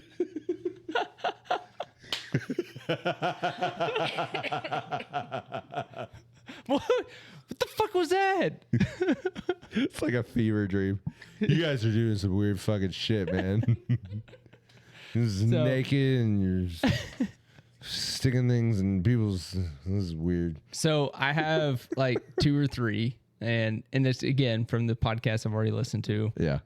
Some of it went to some deep history. Which I do I'm like gonna the butcher. idea of the whole like welcome packet to like our hometown Yes, thing. 100%. Which I mean, technically mine's already written. Yeah. Of- Mine's going to be for Clyde, obviously. Yeah. And then maybe I'll have a secondary for Wakita. Although that's going to be pretty tough to write now. But Twister's been 30 years ago. Yeah. But no, like I think the welcome packet. What's your going to be? It would have to be Abilene, probably. Okay. Abilene's great. Yeah, that'd be easy. I love Abilene. Not when you grew up there, but I could do it now because See? I like driving around Abilene and looking at the houses. There are some great houses in Yeah. Abilene. my friends used to own the Victorian Inn on 3rd Street. It's a bed and breakfast. Okay. Oh, yep. I drove by that. Yep. There you go. Um, And Derek would be Smith Center. And then we all Exactly. do Russell. yeah. I love this idea. Yeah. I think we go with it. Yeah. But yeah, the first like there's some really funny ones, and you could drum up some really good ones. Speaking of high fives, I saw a animated like TikTok the other Yeah. day or whatever, but it was like when you introduce your friend to like a different friend, Yeah. but like they're not in the same group, and then they're like, "Oh, hey, what's up, man?" And they like do the like the clap, Yeah. and then like it ends up being perfect, and then you're like, "Wait, What? like hold on." I mean, I'm Yeah. Chris's yeah. best Hold on friend. though. You can't leave me. That you shouldn't. That's have- not. I introduced. That had to have been a fluke. Yeah, let's try it again. Boom, and then it does again. It's like, oh my god. Fuck, I'm out. So in a similar vein, when we were at I think it was at Easter actually, Aunt Beck was like telling me something, and I was like, oh yeah, like that's awesome, and like kind of like organically like held up my hand to do like a high five, and naturally like it like kind of missed and flubbed, and like our pinkies like brushed against each other. It was like super awkward, and even Aunt Beck was like, we gotta do that again. I was like, yeah, look at the elbow, because that's always the rule. Yes. Dude, the sound that reverberated from our palms smacking each other was top tier. I'm telling you. Like, if this was a liquor, Yeah. like this bottle was over $100. Yep. It was top tier. It's a $150 bottle of bourbon. Yeah. Yeah. The sound our hands made was incredible. Like for example, like can you imagine the first time you ever witnessed something that's super common nowadays? And I'm trying to think of one that that I'm not going to use on this one, but the first time you saw a butt slap at a sporting event. See, I still, in a weird way, like I've grown accustomed to it now, Yeah. but that took me a long time to be like, dude, that is so weird. Because I think part of it was we grew up, at least in the early 2000s, super anti-gay society. yeah, and it's yeah. like, you literally have grown men who are very macho and Yep. like whatever, and they're all slapping each other's ass. Yeah. What is happening? Yeah. And so, but They're like, just walking around in jock straps. Just everybody in the locker room is either naked or wearing a jock strap, yeah. and they're smacking each other, and no one's saying a damn thing about No, it. I'm not Like, saying in a locker room setting, like in a sports setting, like not locker room, but like in a baseball game. No, but that's the point. Is it Yeah. doesn't matter if it's on the field, in the locker room, at like it was happening routinely. Well, I would beg to differ. A bare ass hand to a jockstrap, bare ass. You whip someone's ass with a towel. Yeah. Okay, that's another perfect example. First time you saw that happen, you're like, Yeah. wait a minute, do we need to hang this guy? Yeah. Does he need to be crucified? Actually, here's a good one, and this Don't ruin it though. No. Save it if it's good. No, I want you to think about this because this also goes back to the whole like anti-gay thing, but also even just culturally in the early 2000s, it was all the baggy clothes. Oh yeah. The first time I witnessed someone wearing like the short shorts. Yes. And granted, he did it as a gag. Yeah. But it was also one of those moments where it was like, it was, I didn't know whether to feel awkward or whether to laugh or whether to like Call whatever. him gay. But now that's all everybody wears. Yep. And it's kind of one of those things where it's like, man, like I literally remember it was Josh Wassinger. I will never forget this. It was Josh Wassinger, and it was during PE, and he came out in the shortest shorts possible. Sophie shorts. And then I literally think he stole one of the girls. Like it was literally like a unicorn wife beater. And he even was like fruitily like jumping as he was running laps around the gym. Yes. And he did it one he did it to like piss off the teacher because the teacher didn't like him, but he was also simultaneously like he had a beef with someone else in the class. And I think that person was like, "Oh, you're gay," like one of those things. Yep. He's like, "Oh, I'll show you gay," and did that like again as a gag to be like, "Yeah, I'm confident enough in myself to go do this." Whereas, like, I bet you enjoyed watching me run around that way. Like, you know, Yep. it was one of those things where, and I just remember being like, I don't know where to laugh, whether to like, it was so awkward seeing a guy in short shorts for the first time that wasn't like an 80s like basketball replay of Larry Bird, you know, or like something like that. So yeah, it was funny. I got one from high school, and actually it comes up on my Facebook every year. You ready for this? Let's do it. Photos. I gotta scroll. And I gotta scroll. Scroll. I mean, this is like 10, All right, stop. 15 years of scrolling. No, it's not there yet. Hammer time. Not there. Hey, there was my wedding. Yep. And so that's 9 years ago to the day. Yep. Yeah, By the way, are you getting feedback in your headphones? just a little bit. Yeah. I tried getting it out of there. I think it's still something with the mic cords. With the lights and whatnot. Dude, you really are scrolling. I told you, I'm gonna be scrolling here for days, but I got the picture that you want. Oh, getting close. Hey, there's Zac Efron.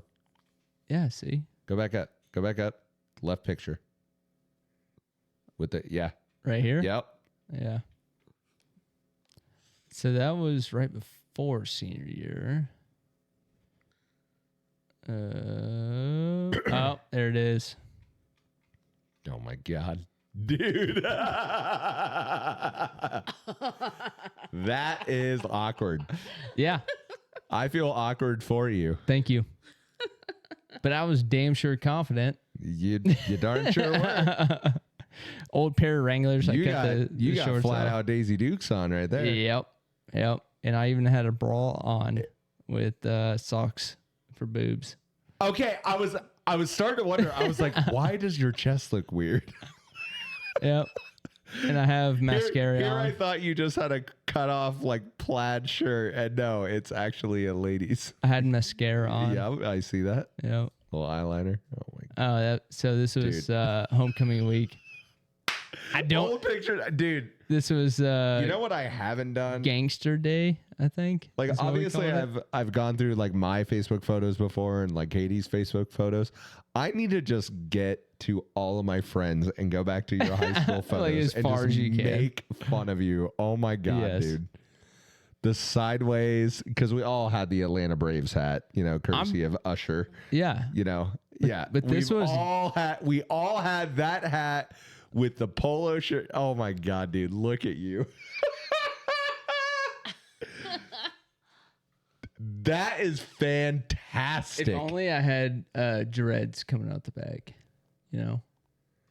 Dude, I even had a mustache. You a little are bit. douchebag and a half in Yes. that photo. You even have the earring. Yeah, they were fake earrings. Yeah, Oh my God. yeah, it happened. Dude, I need to go look at all your old photos. See the mascara? Yeah. See the mascara? Wow. That was a Knights of Columbus free throw competition shirt. And then That is just. disgusting, right? But I was confident. Look, you're not gonna call me gay. Dude. I'll call you something else. Call me gay all you want. I don't care. Look like you're transitioning. My Lord. Oh, and then these pictures. Oh were yeah. always Oh nice. yeah. I don't remember which one I was tagged as, but Probably the pimp. Little pimp. yeah. See, I was a fanatic of our girls basketball team. See that? I had an old 32 jersey. This was at a girls sub-state game Uh-huh. for basketball. The bandana. Yeah. red, yeah. Yeah. And this was me getting my ass kicked at the fishing trip. Yeah. We could just do a whole segment on old Oh, God, Facebook dude, video I don't or even want to photos. pull up my old photos. That'd be fun. I think that's okay. Here's the deal. I have purposely, like, I mean, one, because it really doesn't matter in the grand scheme of things, but I have purposely left the albums of me essentially Closed. like, no. Oh, there's Brady No, T. they're wide open. Like, Hey. you can go see him. What? Here's a dude that was running the Plainville track meet last or the other day. This is Brady. He's the coach at Plainville now for pole vault. Yeah, Well, there you go. cool stuff. No, my point is no, there's definitely like an album of pictures of me like when I was in high school. And first of all, like the captions are just the cringiest fucking captions ever. But it was like basically a full blown like candid photo shoot. And I remember it like it was yesterday. I was like making because back then like iPhones didn't exist. So like you had to literally take these pictures, take them to Walgreens or Walmart or whatever, develop them, get them back, hope they're good, and then like scan them into your computer. Yep. Up like the stuff kids today will just never understand. Like, do you know how much time it took me to get this particular photo onto my Facebook page? And that's part of the reason why I left it on there is it's just a reminder of I had a candid photo shoot where I'm just like casually sitting in the chair like this. And my mom happened to take a photo of me looking like a badass, like what, or like, you know, some cringy little caption. And it's like, anytime Oh my god. any of my kids think that they're like being cool or like, you know, whatever, like, oh, this, I'm gonna just show them that part, that album. It's a full blown album. I'm gonna just show them that album, and when they're like, "Oh my god, Dad, like, what are you doing?" I'll be like, "Just so you know, that's you right now. Yeah. That's what you're doing in this moment, thinking you're awesome, thinking you're candid, like, no, like, Less effort, oh my god, dude, but same aura. Oh my god, yeah, dude." What I'm watching right now is the cringiest shit. Yeah. Like the fact that And you're going to look back and regret this. Cool Pics and Kodak came out with digital cameras that you could plug into your computer and like USB. Yeah. And directly import digital photos to your computer was crazy. Right. I still remember. And all that did was save you a trip to the store. Exactly. That's but it still was a process. And 69 cents worth of film. Yeah. Oh my god, dude. Crazy. Yeah. All right, who are we rating? You know, I don't know. Is anyone on? The Lob podcast. Oh, aren't they like a wrestling podcast? Yeah, from California. Looks like NBA Who the hell is playoffs. Pot of Greed. I don't know. The Elder Scrolls. Well, yeah, or- I know what that is, but I don't remember this guy. Is that no. all we're following? Yeah, it's somebody we're following. Let me see if I got anybody. 5.9 thousand viewers right now. I say we show Yeah, we show can these do, guys some we can do love. LOB some love. All right, here we go. We'll start the raid. It's gonna take what? Oh, 10 seconds now. Yeah. All right, here we go. All right. We'll see y'all later. Yeah. I'm going to pull up this album so Hannah can laugh at me. Thank you guys for watching season 8, episode 9 of In the Know Podcast. It's been a good time. Thanks for Talk to you viewing. soon. We'll talk to you soon. Bye. Because you know he's like, baby, make the booty go, stick it in your booty hole. Whoa.